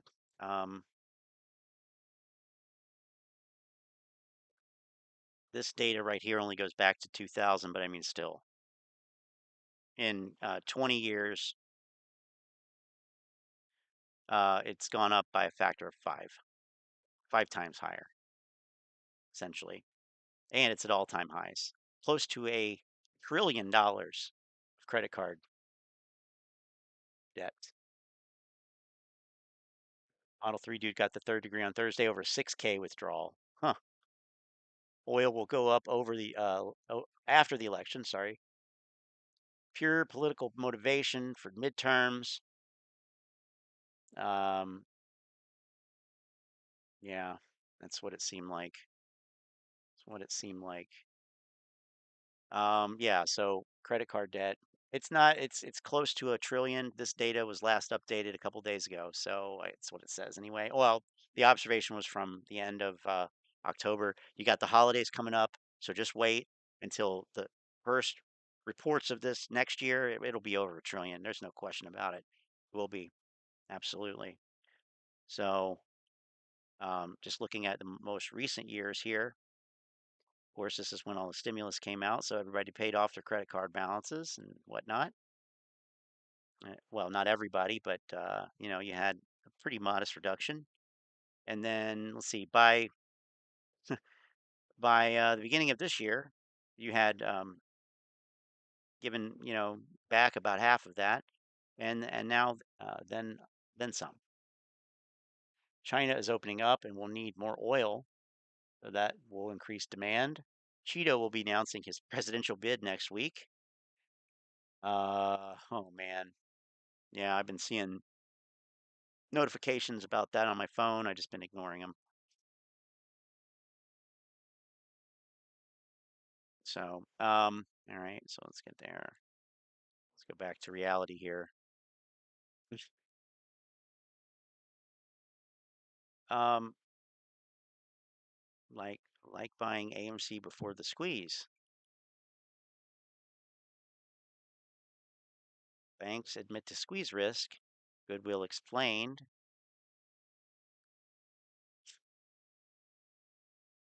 Tomorrow it's going to be devastating. Devastating to whom? That's my question. Devastating to whom? I mean, if I know this channel, I know that what they're trying to say here. They're super bullish, but what? This is a YouTube video for entertainment purposes. If stocks or companies are mentioned, practical investing may have an ownership interest in them. May. Uh-huh. Okay. Not under any obligation to update or correct any information. Okay. Major update for AMC stock regarding what's about to take place tomorrow. And guys, what is about if to you own take place AMC tomorrow? stock, you need to watch this Tomorrow. video. Before I begin, if you like AMC stock, be sure to smash that like button. It only takes like a few AMC seconds, stock, and I really would like his video. Appreciate it. Also, be sure to hit that subscribe button if you're new so you don't miss out on future videos. Keep in mind, this is not financial advice. This video is only for entertainment purposes. Be sure to do your own research and verify the information yourself. As Yeah, I thought that they advisor. Now, guys, I thought that they did not say that they were abandoning COVID zero. So, and that's probably why we have this happening, right? The Apple thing.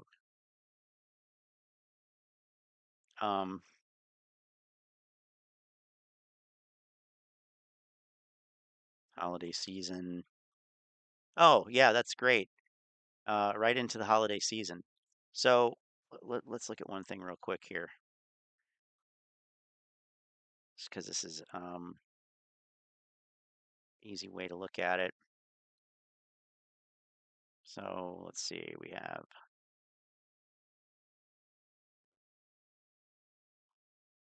so they must be a quarter off, whatever.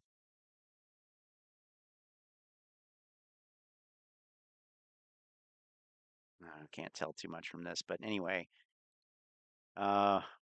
Want to quickly mention for a very limited time, our channel sponsor Moomoo is offering free stocks when you open an account and deposit some money on the platform. Now, this is a limited time offer for Moomoo's 10th anniversary, so I mean, fuck all these Chinese brokerages. Shitty ass brokerages offering all these stupid ass incentives to people. Come and trade on our shitty platform. Yada, yada, yada. It's enabling all these motherfuckers to put out this shit and get paid for it. I would really like to see this come to an end. I would love to see this be the subject of some SEC scrutiny. You know, maybe we can't stop people from, and maybe we shouldn't stop people from coming on YouTube and spouting off about what they think people should buy and what they think is going to happen. Okay, I'll admit that. But we don't need these bullshit companies, these bullshit brokerages who are just payment for order flow shells. That's all they are. Paying these motherfuckers and incentivizing them to come on here and provide hope and misguided investment ideas just so they can get their 20, 15 free stocks. It's bullshit. It should be banned. Absolutely. Or it should classify these motherfuckers as financial advisors, and bam, boom, all of a sudden now the whole game changes. But this to me is bullshit. Absolute 100 garbage. indicators, and with Moomoo you'll have the ability to track the stock's portfolio. Oh, fuck off with your Let bullshit. me go over the two major catalysts for this week that you need to pay attention to, because this can give us a clue on how AMC will move, at least in the short term. So the first major catalyst takes place this upcoming Tuesday, and that is the day that AMC will announce earnings. Personally, guys, I predict AMC could potentially have a positive beat for their earnings, and that could blow away a lot of analysts who are betting that AMC will fail. Obviously, this is just my prediction, but I do think AMC could end up surprising many Wall Street players. If this happens, I do expect a short-term rally. The second major catalyst to look out for is going to be on Thursday, and that is the day that the Fed will release the CPI numbers. This is important because the Consumer Price Index is a measure of the average change over time in the prices paid by consumers for goods and services, pretty much telling us if inflation is either continuing to increase or going down. Depending on those numbers, we could end up seeing a huge move in either direction for stocks such as AMC. So make sure you guys are prepared, because this is not an ordinary week. Let me know down in the comments, guys, if you think why in the hell would they have an earnings beat? It makes no sense. Unless the target is unless the bar has been way lowered. I have to disagree with that, but okay.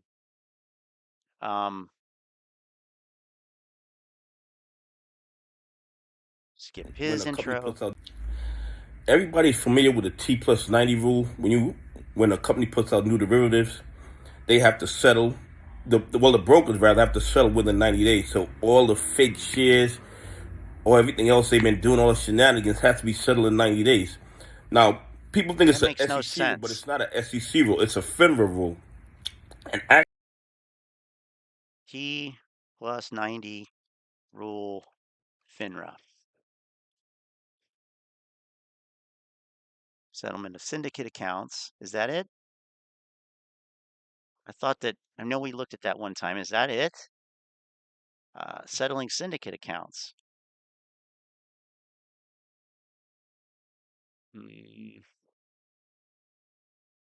Shortened settlement.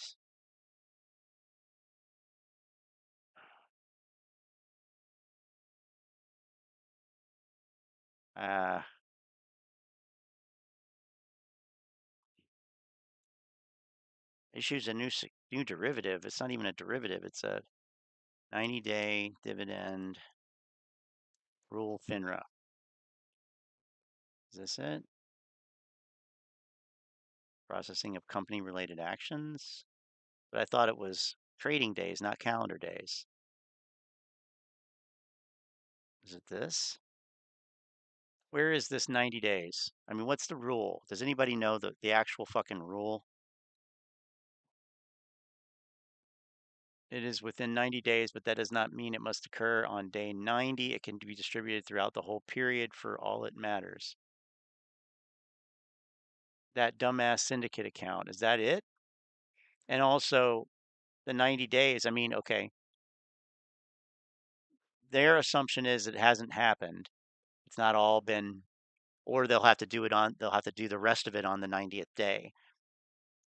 The assumption is they can't, because apes aren't selling their ape shares, so they can't buy them.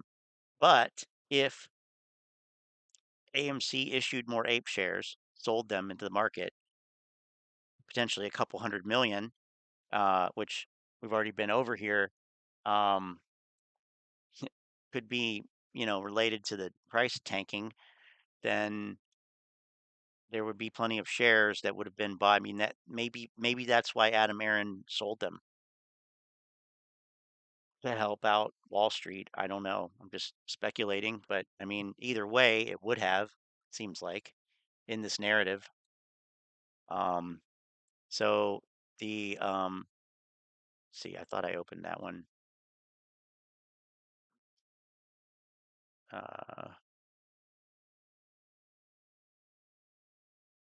That's not it. Yeah, that syndicate account thing, that's the dumbest fucking shit.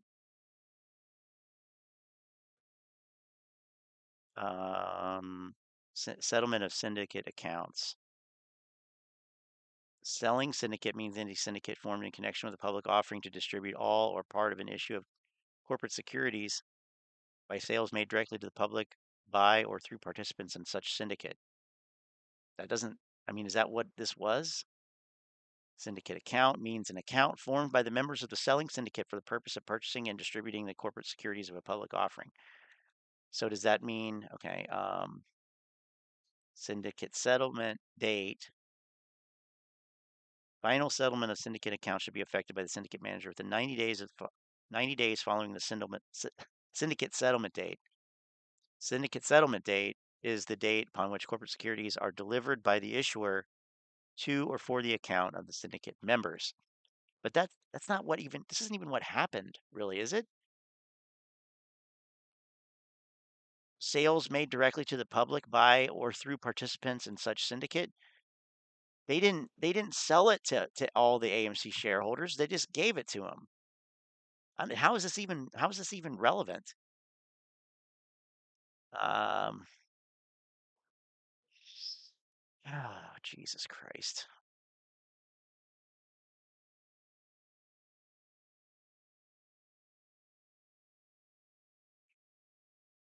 I don't know. I don't think anybody knows. Settlement. This was a proposed change.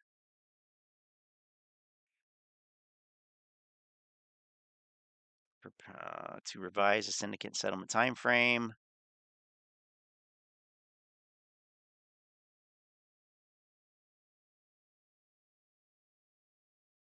Purpose. To help avoid lengthy settlement delays. 90 days. When FINRA initially adopted a settlement rule, it required final syndicate in 120 days, was reduced from 120 to 90 in 1987, and has remained the same. FINRA is proposing a two-stage syndicate account settlement approach whereby the syndicate manager will be required to remit to each syndicate member at least 70% of the gross amount due to such syndicate member within 30 days, with any final balance due remit. This has nothing, I don't think this has anything to do with FINRA is not proposing to change the current 90-day period for the final settlement of syndicate accounts for public offerings of equity securities. It wasn't a public offering of an equity security. That's not what it was. It's not what it was. It was not a public offering. It wasn't anything like that. Okay. It's not relevant, but the apes are tards. So, right. They tried to say this T90 BS last year with AMC shares, and it was a big flop, aka nothing burger. The apes are going to regret throwing away money next year. But at least they learned a lot. Okay. Actually, FINRA has proposed. Oh, wow. FINRA. Okay, so assuming that that's the filing that's relevant, it says nothing about fake shares. They have to buy the fake shares. It says nothing about that at all. It says nothing about a dividend. It says nothing about preferred equity security units or whatever the fuck. It says nothing about that at all. When a company puts out new derivatives, they have to settle. The brokers rather have to settle within 90 days. So all the fake shares or everything else they've been doing, all the shenanigans, has to be settled in 90 days. Now, people think it's an SEC rule, but it's not an SEC rule. It's a FINRA rule. And actually, FINRA has proposed new legislation to push that 90 days down to 30 days. And I was reading more in depth.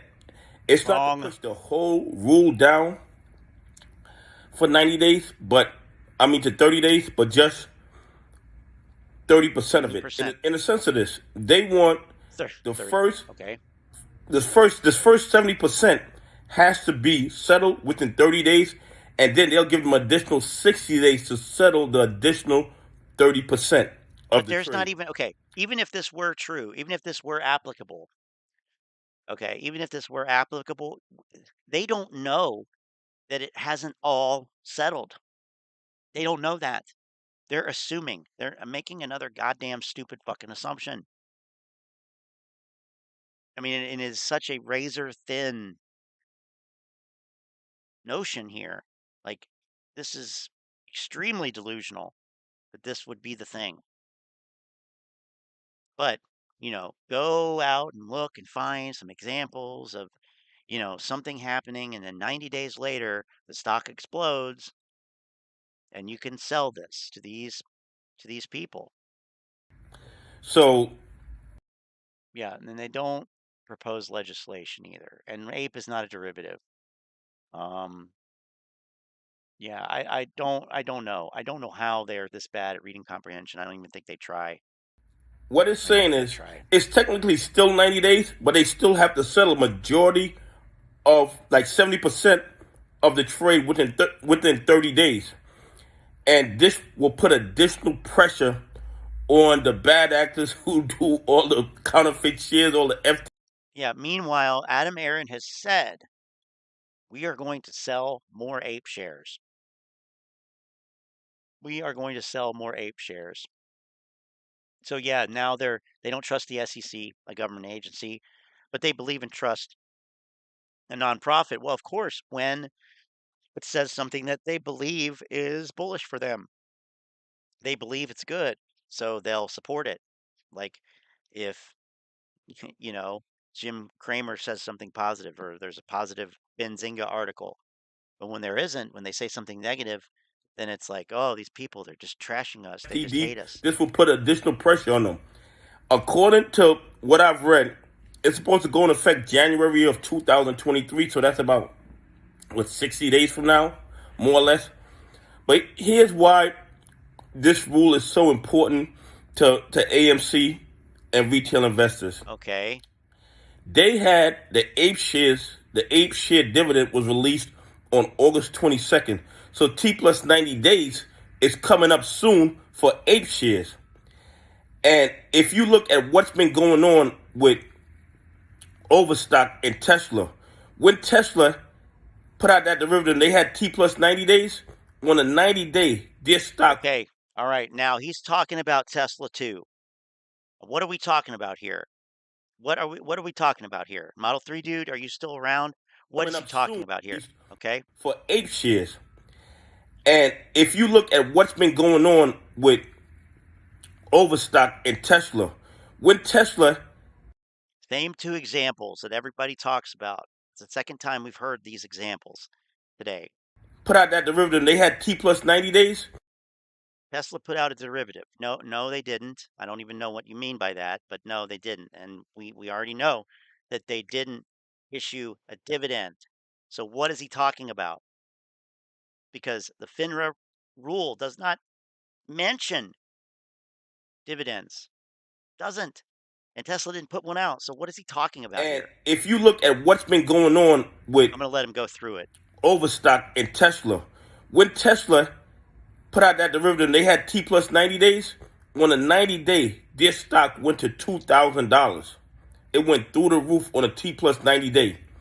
When Overstock put out their dividend, and then on their T plus 90 day, their stock went through the roof also. So there's a high likelihood, and this is just my opinion, I'm not telling you to buy, hold, or sell. But on a T plus 90 day, for ape shares, there is possibly going to be a lot of movement based on the T plus 90 rule. Okay, yeah, you need to provide proof of this. The T plus 90 tool, the T plus 90 tool forces the bad actors to settle their trades, or they are shut down, and liquidated ape dividends was released on August 22nd. So the T plus 90 day is approaching. It could send ape and AMC to the moon. It makes no sense. Also, yeah, I mean, I don't even think this is relevant. I think this is not relevant at all, because it's talking about an underwriting group form an account to process the income and expenses of the syndicate.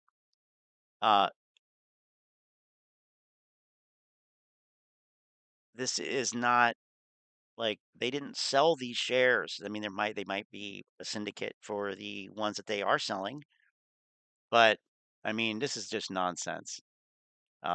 These people like Donahue are pieces of shit. I agree. He doesn't know what derivatives are. He's just making shit up. It's not a valid opinion. High likelihood. So if you're so sure based on your Tesla and overstock, why isn't this a guarantee? They have no conviction even in their tinfoil theories. I mean, yeah, this guy probably doesn't have any fucking shares in this. T plus 90 is the only thing that makes sense for Adam Aron to say checkmate.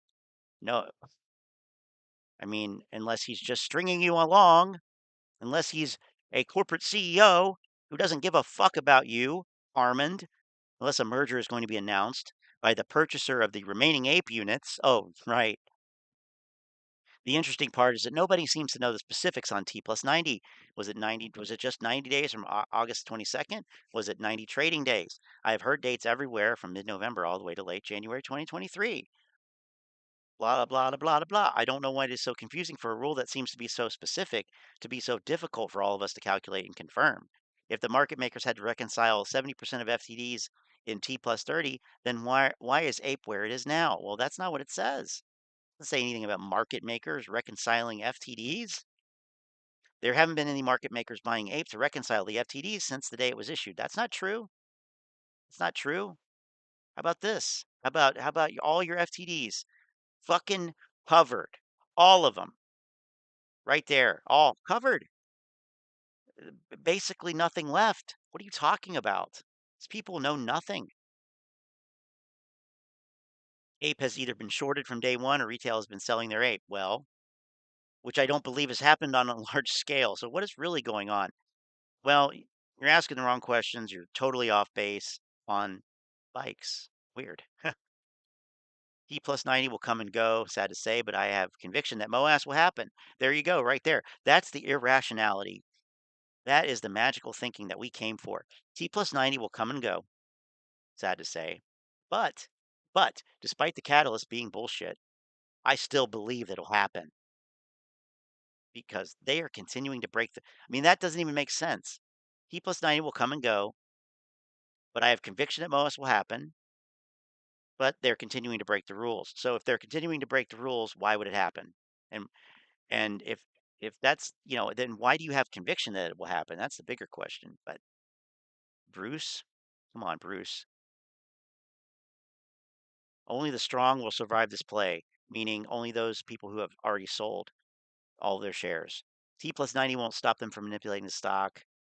Yeah. You hit the nail on the head. I'm doing calls, strikes after earnings, $20 plus. Oh my God. Incoming for sure by the end of the week. So there's somebody who has no business buying options. Oh my God. What a lot of people don't know is the T plus 90 rule didn't start out as T plus 90. It actually started out as T plus 120 days.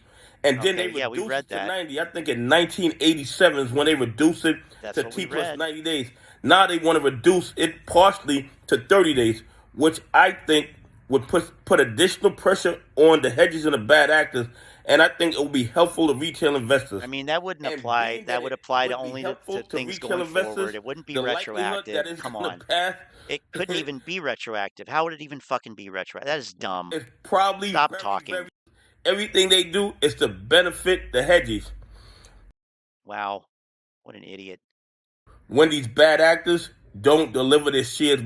Who's the bad actor? I mean, who really are the bad actors? This asshole spouting off about shit he has no fucking clue about? And the fact that he's not a bad actor. Benefit from a rule that they didn't plan to benefit us, I think it's just serendipity, if that's the right word. Oh, yeah. It's really, really great that I believe that we are going to benefit from a rule that they put in place, not to benefit retail investors, but to benefit other financial institutions when they try to take advantage of each other. But this T plus 90 rule, I believe, is going to help AMC investors go to the moon. Anyway, hit the like button, subscribe, and all that YouTube algorithm stuff. And please leave some comments. Tell me what you think about T plus 90 And is it going to send us to the moon like it did Tesla and Overstock? Anyway, have a great day. God bless, and I appreciate y'all on this journey with me. Bet Donahue has like 10 shares of AMC, bought when it was $50. Yeah, all you need is 10. I knew Donahue looks like he shits himself on the regular, and he looks like he's doing it while he's talking. I knew it. I knew somebody would say this. Tony De Niro. Tony De Niro is a bad actor. What's Tony De Niro talking about these days? I don't know.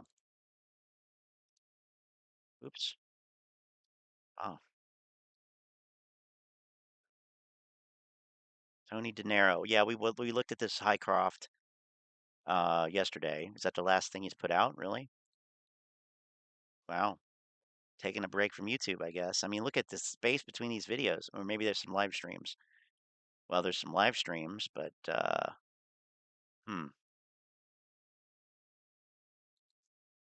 you know, we were talking about just these low-level grifters, like B, C, D tier.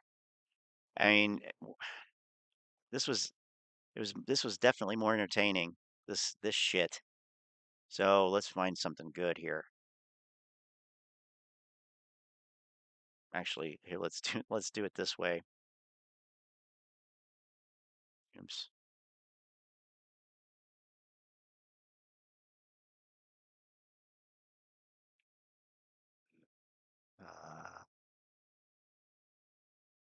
Huh.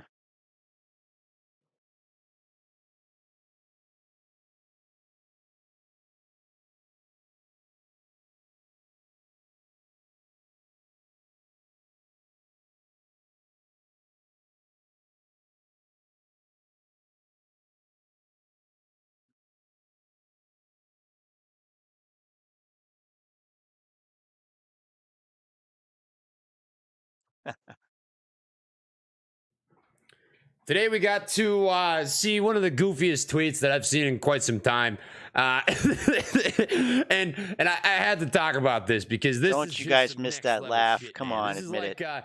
This is like the kid who's in the locker room with you, and you're the last to get picked to play dodgeball, and it's secretly all this time you being the last kid to get picked playing dodgeball have just been a god. And he says at the end, he says, I picked you because I knew you were a god. but in reality, he thought you were shit. Well, we just kind of got to see that today with GameStop. Guys, welcome back to Trey'S, where we freaking talk fast and don't skip class. I'm going to preface by saying I'm not a financial advisor or expert, so they would say the grain of salt. Let's get into it. This tweet came out today. Jim Cramer. Glad that GameStop embraced May my 26th wallet idea. That's sorry. And is basing it on Ethereum. Jesus Christ, what we need he's is for such a GameStop fucking stores turd. to become part physical bank for digital, not so much for brick and mortar presence, but for education purposes. And the most peculiar piece of this, and it's the wording that really fucking does it. Let me tell you, okay? It's the wording. And this is from May. Say things. Words have meaning. Glad that GameStop embraced my digital wallet idea. My. That's the problem. So obnoxious. Jim Cramer, I guess, has hypothesized a digital wallet idea. No, that's May of this that year. GameStop used his idea. They watched what he had to say on the news. Ryan Cohen and the CEO of GameStop and maybe the board over at GameStop all just decided, hey, Jim Cramer has been right so many times. His ideas are always so great. He always has such great insight on what makes stocks go up and what makes stocks go down. Let's listen to this guy. Let's take his advice. And Jim Cramer thinks that's the case. Well, I'm going to keep this nice and short, simple, sweet, to the point. Jim Cramer's track record, if you've followed it for quite some time, I could always bring you back to 2008 and talk about Bear Stearns, has been, quite simply put, inverse to the reality of any any stock. And this comes back to... The irony there is that, at least, I've downloaded the book. I haven't read it yet, but there's a theory that... well, anyway, I don't want to get into theories, conspiracy theories. It's not really a conspiracy theory. It's documented. But anyway, I'll talk about Coinbase. You can talk about Robinhood. With regards to Lehman. You can talk about Netflix, Bear Stearns, anything. There's a lot of names. There's dozens and dozens and dozens and dozens. And this one time he hits a blind dart throw for a bullseye, right? The GameStop ends up using this idea. Not his. What you mean, like you did with GameStop? GameStop uses. And what this made me really think about was this right here. Jim Cramer called GameStop a nothing company. What pisses me off about this tweet, and what's so laughable about this tweet is, well, it sort of makes him seem like he's been on board the entire time with everything that's been going on with the company, which is just absolutely false. It's absolutely false. It's like the guy who picked you last for dodgeball, taking credit for you being the star of the team. The kid who always says, this guy's shit, so I'm going to pick you last. And then you have, in reality, been a god the entire time. And finally, he gives you some credit and says, I always knew you'd be this good, dude. I always knew you were the best dodgeball player of all time. But it just doesn't line up. He said this. Jim Cramer called GameStop a nothing company. I've got the video pulled up. I actually want you guys to watch this. Just so you can see how goofy this dude is. And in about 2.5 minutes through the video, you can tell that he doesn't really know what he's talking about. And I'm going to give you some parting words, and we'll send you on your way. I put my money where my mouth is, says the guy who sold his Bed Bath & Beyond bullshit. It's hilarious. We'll send you on your way. Oh, my God. Well, Jim? Good for him. Yep. I mean, I think that the memes, they're back. I mean, they took up AMC, so somehow that's related. I think what we've lacked, of course, is a plan. The numbers weren't that great for GameStop. I don't know where the fuck he's been, but GameStop has had a plan, a very public plan about starting into the NFT space, having an NFT marketplace for quite some time. Oh, yeah. The NFT marketplace. This was May. Sorry, this was May when Trey made this video. Guess what just opened last week? Last week. Or was it the week before? Anyway, it just opened.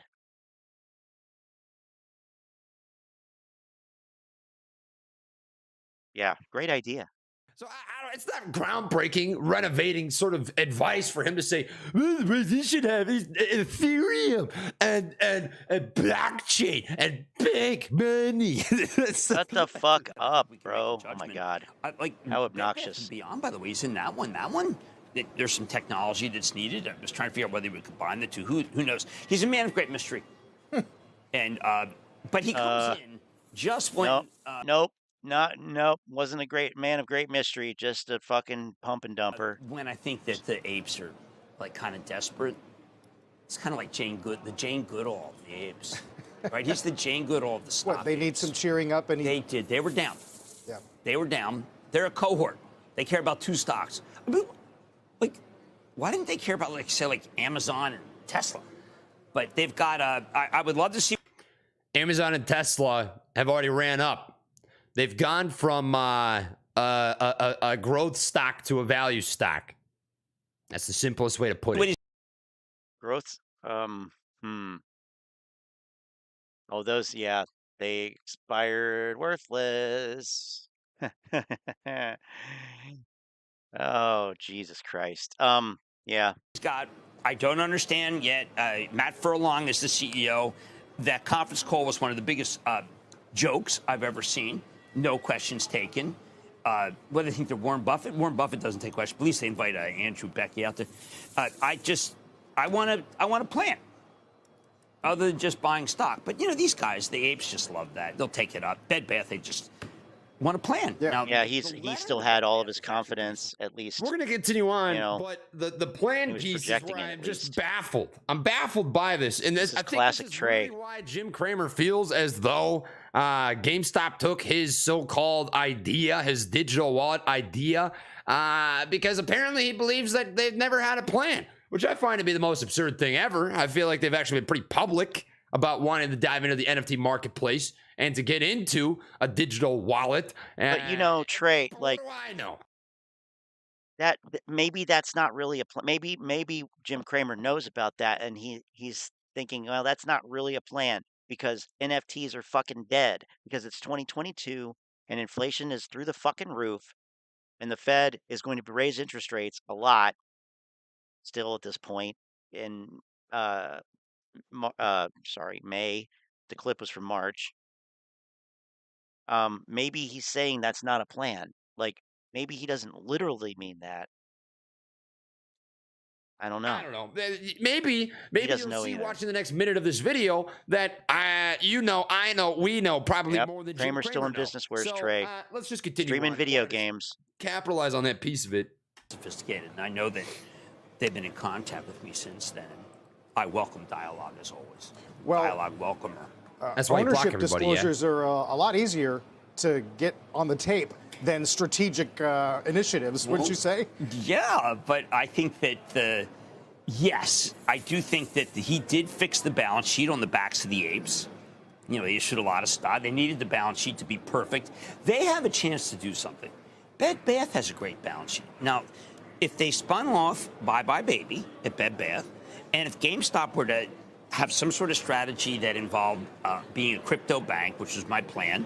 You've been calling for that for almost a year. He'll do it. Be a crypto bank. And see, the shit hadn't hit the fan yet at this point, I don't think. That started happening in June. Of course, Trey's silent, but we also have to say it hasn't happened yet. But it wasn't too long after this at all the fake crypto banks. Remember all the fake crypto banks that failed over the summer? People lost all their money that was tied up in them and shit. So, yeah, not such a great idea. He'll in retrospect. Just take it, run with it. Sure. He doesn't care. It's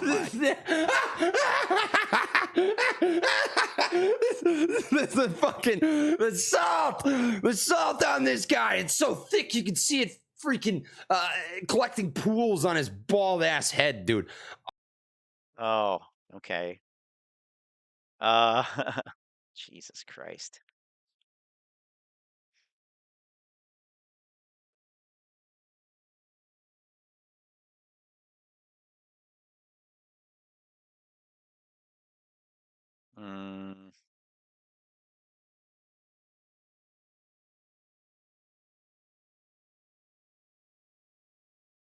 Finally, good news. Wonder what that was. Looking for short videos.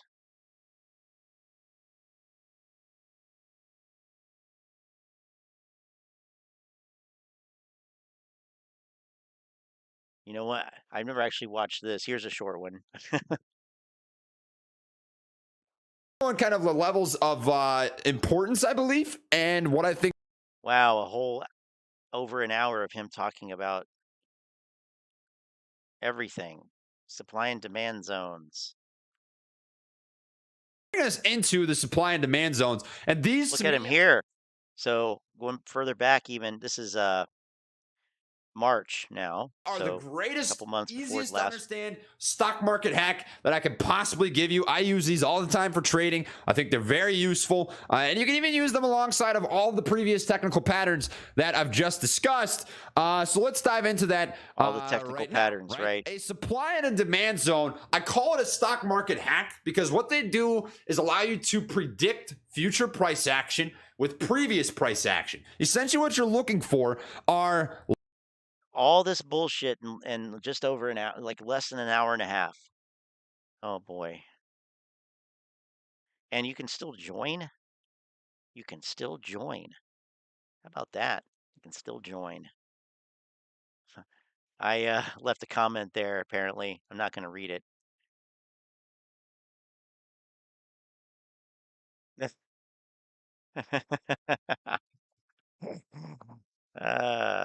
Okay.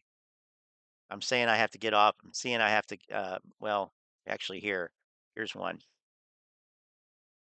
So my handler's giving me this one. I'm just kidding. Oh, this is the one that I have to boost like crazy. Let me get my cosmic ray gun out here and boost this fucker up.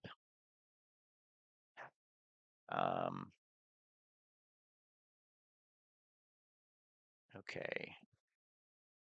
And I got to remember to turn it back down afterwards. Okay, here we go. Fucking control the stock price of AMC, guys. All that I can tell you is what the chart says. You see, if we were in a bearish triangle, if AMC was in a bearish setup, I would tell you we look fucking bearish, okay? But it's not. It is a falling, broadening, fucking wedge. That is a bullish reversal pattern. I don't know what else to say. All right? Listen to what I'm saying. This is a bullish reversal pattern that is spanned for 15 fucking months. It's going to go up. I don't know. A bullish reversal pattern that spanned 15 months. What? What does that mean? Oh, it's been this bullish reversal pattern for 15 months. It's going to go up. This is a bullish reversal pattern that is spanned for 15 how is that? months. It's going to go up. I don't know what to tell you right now. Take a fucking breather. And in reality, he was the one who needed to take that breather. Jesus. Listen, all right, listen. I understand. I'm an AMC guy. I know it. I get it. People don't want me to do anything else. I fucking get it. I get it. I'm an AMC guy. I get it. Okay? But I can't do anything about the fucking stock price. I can't do anything about it. All that I can tell you is what it looks like. It's in a falling browning wedge that has an inverse head and shoulders. I can't fucking say anything else.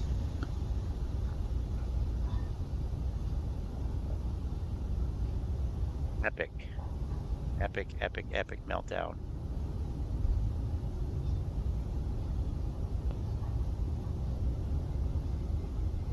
Exactly. Like seriously, listen. I sit on these streams for 7 hours. Makes no sense.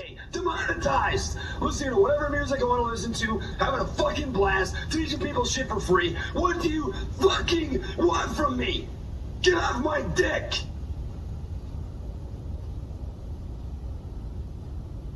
Damn. Okay, gotta remember to take the turn it down. Okay.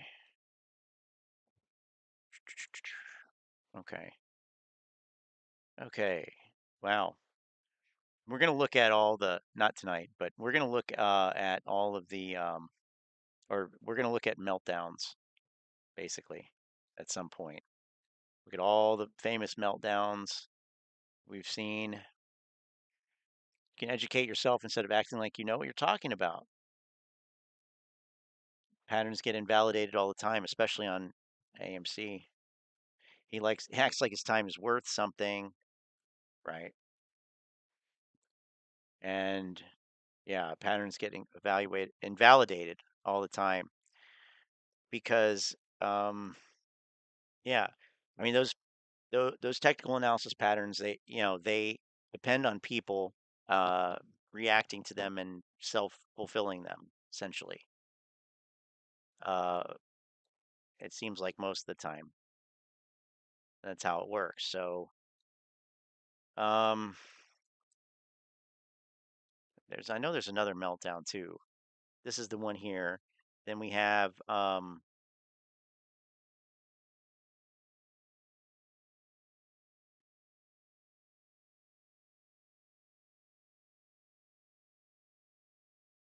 OBV breakout. OBV breakout. I didn't look at that one, but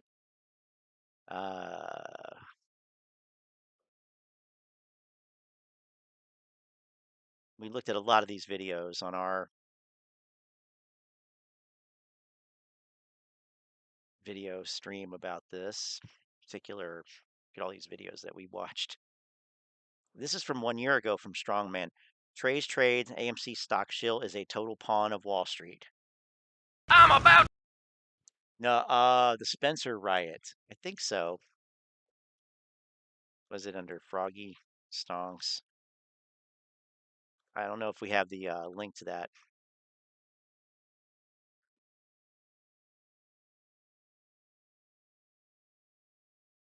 I can't remember exactly where it was. I think we did play it, but delete your Twitter cache.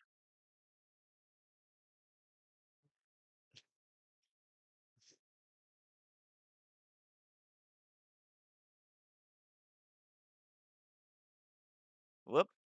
Oops. Oh, I can tell you right now. Oop. Stock market madness. I don't know who this is, but they're putting, this is from 9 days ago, Aron, supposedly. Adam, great to see you. Thanks for joining us. My pleasure. And Wilf, Courtney, nice to be with you both. So talk us through why you feel the market is trading your stock down despite some record ticket sales numbers and decent earnings. Yeah, actually, this was a great earnings report for AMC that we issued this morning. 924. 924. When was it last 924?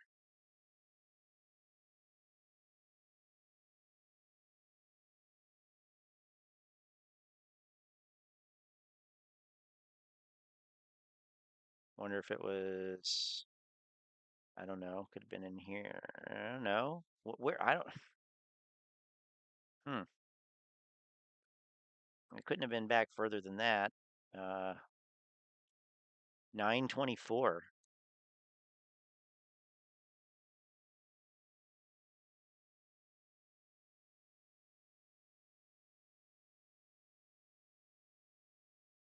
Oops.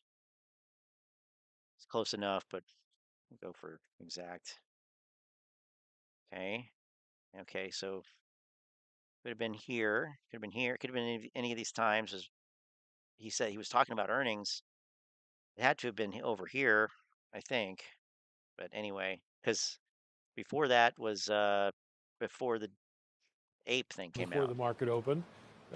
We did report an all-time third quarter high for ticket sales and ticket admissions to our theaters.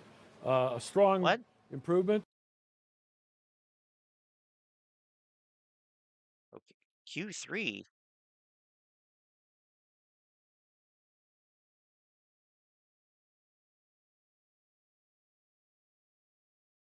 What? Wait a minute. What?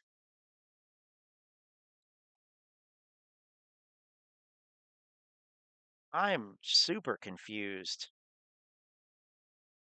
Wait, what was that reported earnings per share? 53? Minus 53?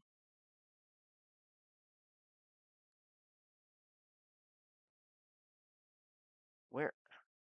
In the third quarter? Wait a minute, wait a minute, wait a minute. There it is.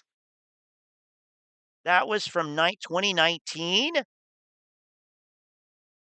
that doesn't make sense at 924. It's, oh, but the prices were different then, but they should have been higher, right? I don't know. I don't know. I can't. I will say that he definitely looks younger here. That doesn't look like, he looks older than that now, doesn't he? I mean, I don't know. There's got to be another picture in one of these here.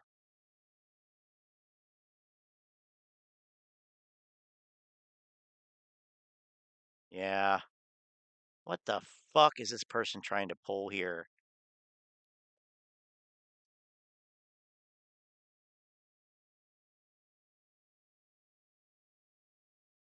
Ken Griffin taken by FBI. Go.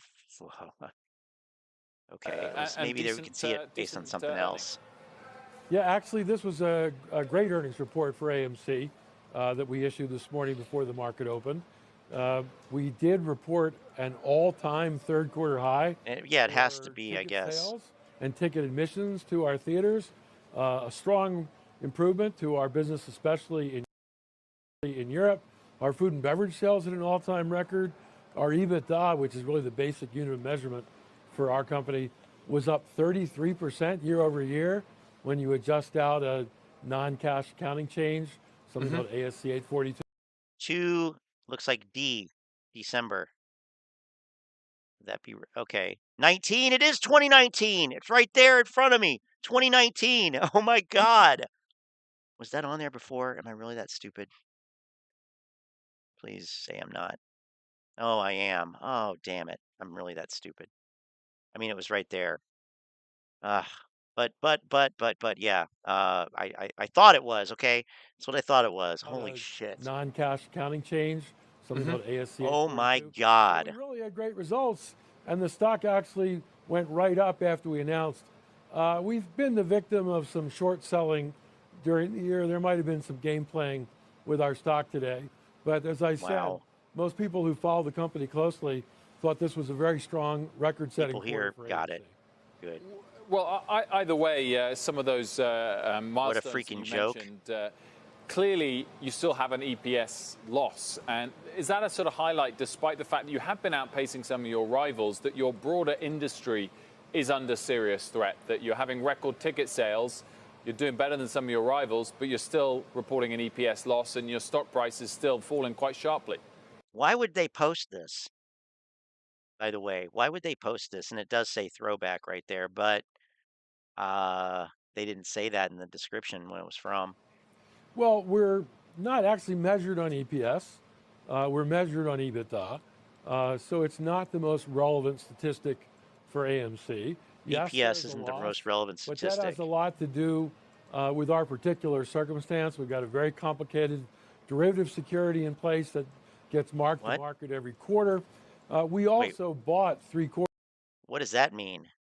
Very complicated derivative security that gets marked to market every quarter. With our particular circumstance, we've got a very complicated derivative security in place that gets marked to market every quarter. We also bought 3 quarters. What does that mean? Yeah, this is pre-COVID. This is pre-COVID, yes. Because they're showing here, this is November 7th, 2019, and they're showing a 1-year chart here, and it goes back to November 8th, 2018. So this is pre-COVID. They're talking about how the company, the stock is struggling and how it has negative earnings per share. And Adam Aron just downplayed the importance of earnings per share because they care about EBITDA and also they have a complex derivative security in place that gets marked to market every quarter, which I don't understand what that means. I have no clue what he's talking about. In the last 36 months. So it's whereas most companies report depreciation based on the cost basis of their assets, we use purchase. Is he talking about the bonds, convertibles? All our assets, not all, but 3/4 of our assets up to market levels in the last 3 years. So our depreciation expense is large.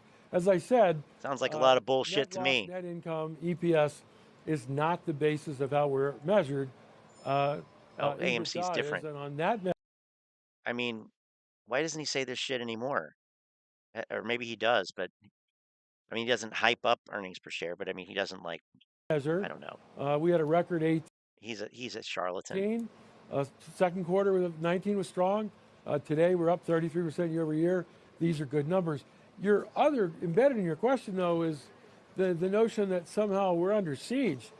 That's really a press fiction that comes out of people realizing that streaming is another way to watch movies, in addition to what might be called the old-fashioned way, where you go to a theater, except there's one thing.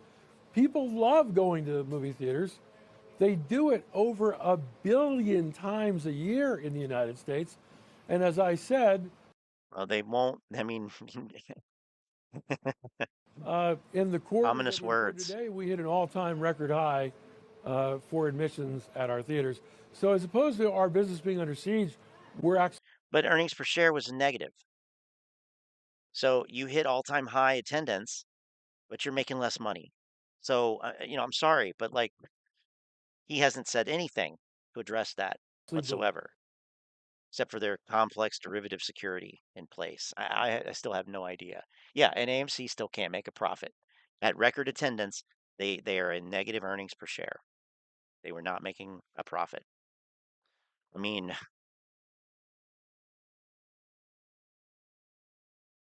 yeah.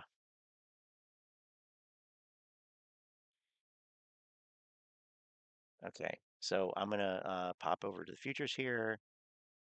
See what's on. It looks like, sideways. God, it's never. Well, we did gap down.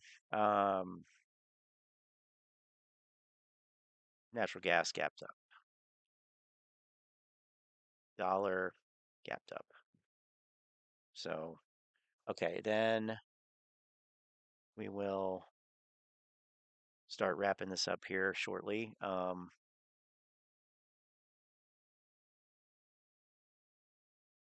got here? Oops. Oops. Oops. Okay.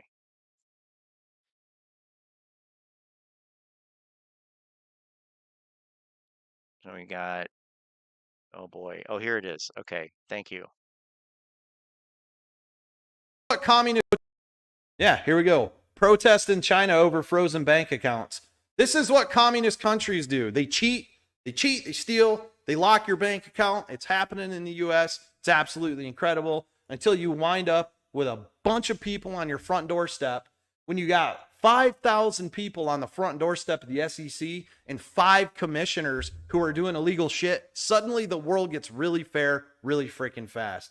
I'm not telling anybody to go and do anything radical, but I will say that historically, every single time something like this happens, it ends up with boots on the ground. It ends up with bad things happening because regulators, fat cats in Congress, big banks, and hedge funds steal the general public freaking blind. This time we have caught them. They're exposed in the open, and they are still cheating because there is nobody with any balls in the U.S. government to go toe-to-toe with these guys, cry foul, and bring charges on them. So we're going to have to do it. Anyways, you guys hang in there. I'm going to continue buying. I'm DRSing all my shares. That's my end game is DRS. When it pops off that GameStop has been DRS'd almost the entire float, this thing is going to kick off like freaking crazy. And I'm telling you, people are ready to start protesting. I don't care what you're going to get FUD spreaders in the community coming out and going, oh, no, don't protest or bad actors will get in there and make us look bad. It doesn't matter. We already look bad. We're being made fun of on the news and we're not making any money and we're being cheated. And AMC is still being drained of liquidity due to this fraud. Paul Jarring, I'm ready, Spence. I'm ready too, bro. Primo, bro. Let's go play the dude. I'm telling you, man, no violence. Let's go play some Call of Duty. No violence. A massive protesting out front of these buildings, and we're gonna make a difference. Because when the mob shows up, that doesn't make a difference. Media shows up and the mobsters fall. No, that's not how it works. Wow. All right. Let's see. AMC Silver Dividend. Remember that? Oh, yeah. Boy, he's just full of great ideas.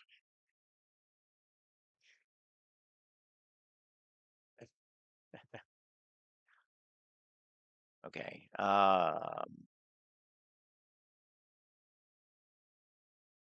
He shorted AMC.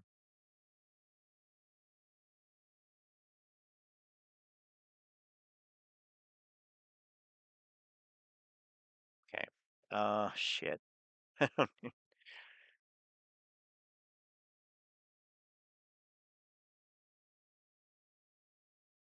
Wait, okay, so we were talking about Charlie from Charlie's vids last night in our chat, and so here he is. All right, now you know when I come around and talk about this stock, it typically moves down. And that's what I'm going to talk about tonight is AMC. Now, our bot, the T35, most T35, T35 dates command that we have. He doesn't, I mean, this is so stupid. That means nothing when you can see in the fucking numbers, the actual numbers continuing to go down. Okay, go up and down. They go up and down. They don't stay up for more than 2-3 days. Then it runs up, it goes down, it goes up, it goes down, it goes up, it goes down. Look at this. Oh boy. T35 date of tomorrow. Oh my God. It's worthless. I just used it tonight and AMC pops up literally all the way up and down this thing. Also Upstart, probably noteworthy as well. But basically, misconceptions around the T35 dates, a lot of people, you know, everything misinformation-wise about the market comes from one place. We all know what that is. But anyway, instead of it being one date, that's actually not how it works. So FTDs obviously occur on multiple trading days, right? So you have some fail on, let's say, the 17th, some fail on the 18th, some fail on the 19th of, let's just say August. He was bearish last week. Each of those fail dates have their own 35 day. So for example, the shares that fail on October 1st are going to have a different T35 date than those shares that fail on October 2nd of this year. How could you get that confused? I mean, that's pretty basic. That is very basic, so I don't know what the fuck. So let's go ahead and go to the Sec Edgar now. Does he even know?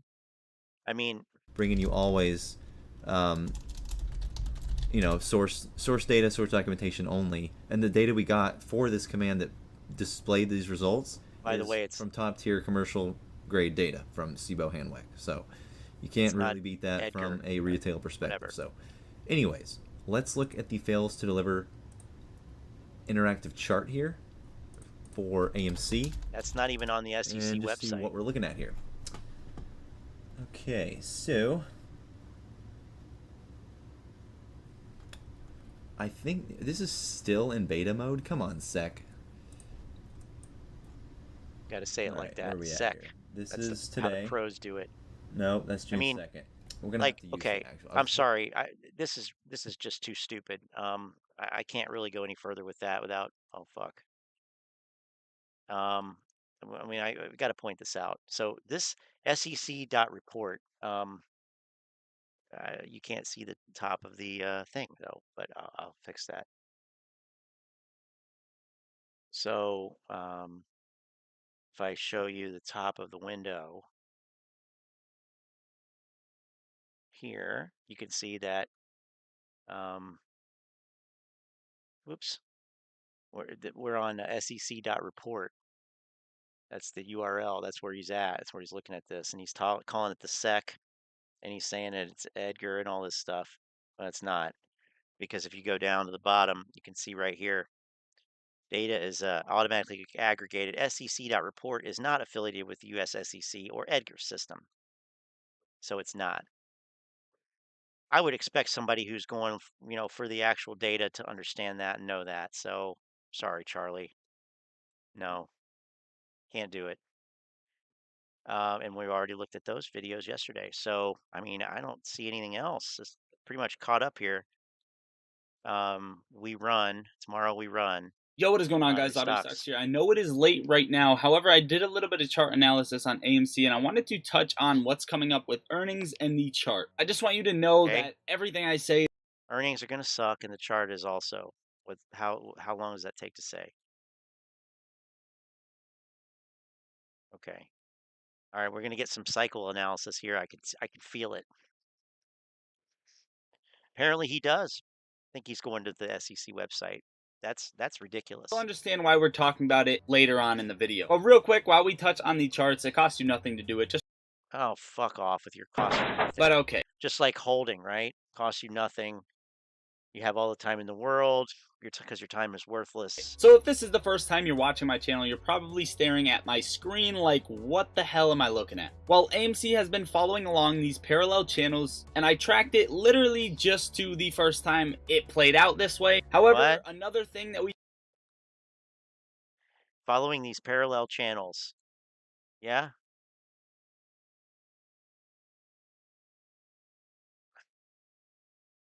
We've been tracking are the cycles, and you can see them in the time frames in red. And the third thing we've been tracking is the fib time zone that we laid out way back here in March of 2020, and that next time zone is occurring right around this time frame. However, you have to keep in mind that with cycles there are... What about this time zone here?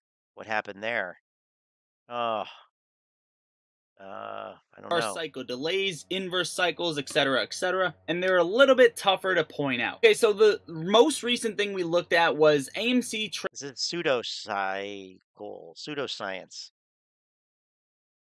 Nonsense. Trading along these parallel lines, right on the median line, and you saw it back here for a full cycle. You saw it back here for a full cycle, and finally, this is the third actual time that you're seeing us hover on this line. And just in case you guys don't know what line I'm talking about this median line on the parallel channels. So just keep that in the back of your head. Now, here's what I find interesting that I just laid out for you is that the first time AMC peaked to the second time it peaked, right? We're going off the $20 run to the $70 run.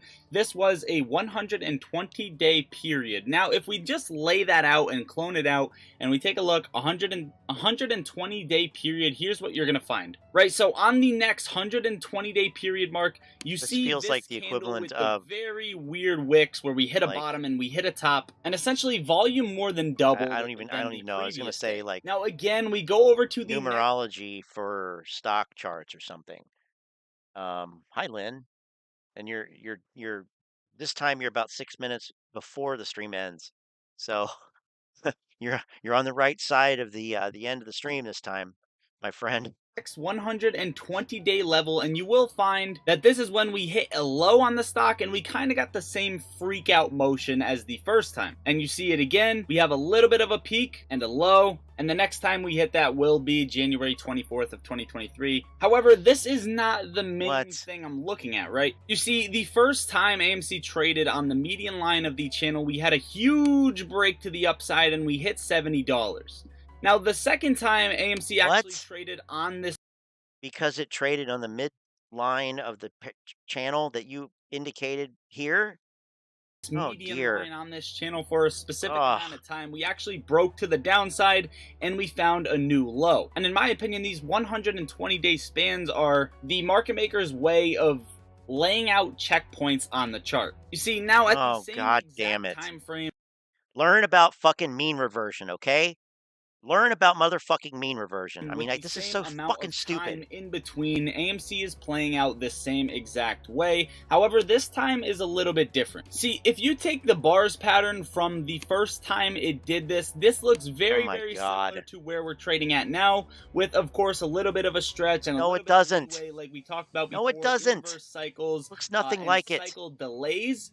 Ultimately, you can see the same exact pattern playing out right now. No, you can't. And essentially, you know, if that was the case, and if you guys... Yeah, let me stretch it, move it, all this bullshit. Did believe what I'm saying, because in my opinion, this is what's most likely to happen, then in that case, you would see this big move to the upside. Now, this is not definitely a definite thing that will happen. Oh, it's not definitely a definite thing, huh? However, take a look at this red line. I went over to the earnings chart for AMC, and if you take a look at the 2021 earnings call from May 5th, you will see that EPS estimate was minus $1.28 a share, and we actually lost more than that at minus $1.42 a share. If you go over to when the earnings call actually occurred, this is the same exact time frame as the first cycle that played out on AMC. Now this is, okay, all of these things could just be a coincidence. That is perfectly fine, and let me give you the bearish scenario, right? The bearish case scenario, if you break under $5.40, a strong break, you're going down to see $3.50, and these hedge funds are going to take it to a new low by January 23rd of 2023, and that is the conclusion. However, November 8th, in 2 days, AMC will have its earnings call, and based off of the chart, you're going to see a huge move one way or a huge move another, and this is exactly why this video is urgent. I don't know what I'm going to title it or thumbnail it, but it is urgent for you guys to see, because this is going to dictate who really has diamond hands and who is in this till moon or fuck bust. off with your Also, diamond hands. This earnings call is going to dictate if Aron is going to keep his mouth shut or he's actually... So, I love this too. After earnings, it's going to make a huge move in one direction or the other. So you're going to be right either way. I love that. A non-specific, nebulous fucking prediction from somebody who has no clue. All we can do is hope that it fucking goes straight sideways, and then we can come back and say, look, you were wrong. It didn't move in any direction. It went flat, sideways. You're wrong. Give it up. Get a fucking job. Holy shit. All right. And with that, let's go over here for the last time. I mean, sometimes stocks do that, right, on earnings, but yeah, you know, that's what people want to hear, you know. It's gonna make a big move one way or the other. All right. I'm starting to get hangry, and it's time for me to eat dinner, so good luck with everything. You're gonna need it. I don't know. Anyway, I'll catch you guys middle of next week or so. Insect futures. Lynn says insect futures are the way. If you're interested in that, join our Telegram chat at the URL in the thing, but it's also here right there.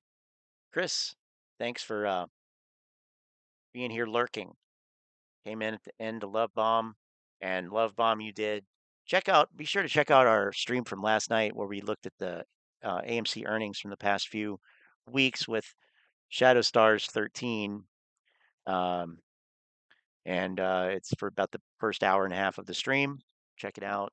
Like this stream and all of the other ones if you can possibly muster the strength to do it. Otherwise, catch you guys later.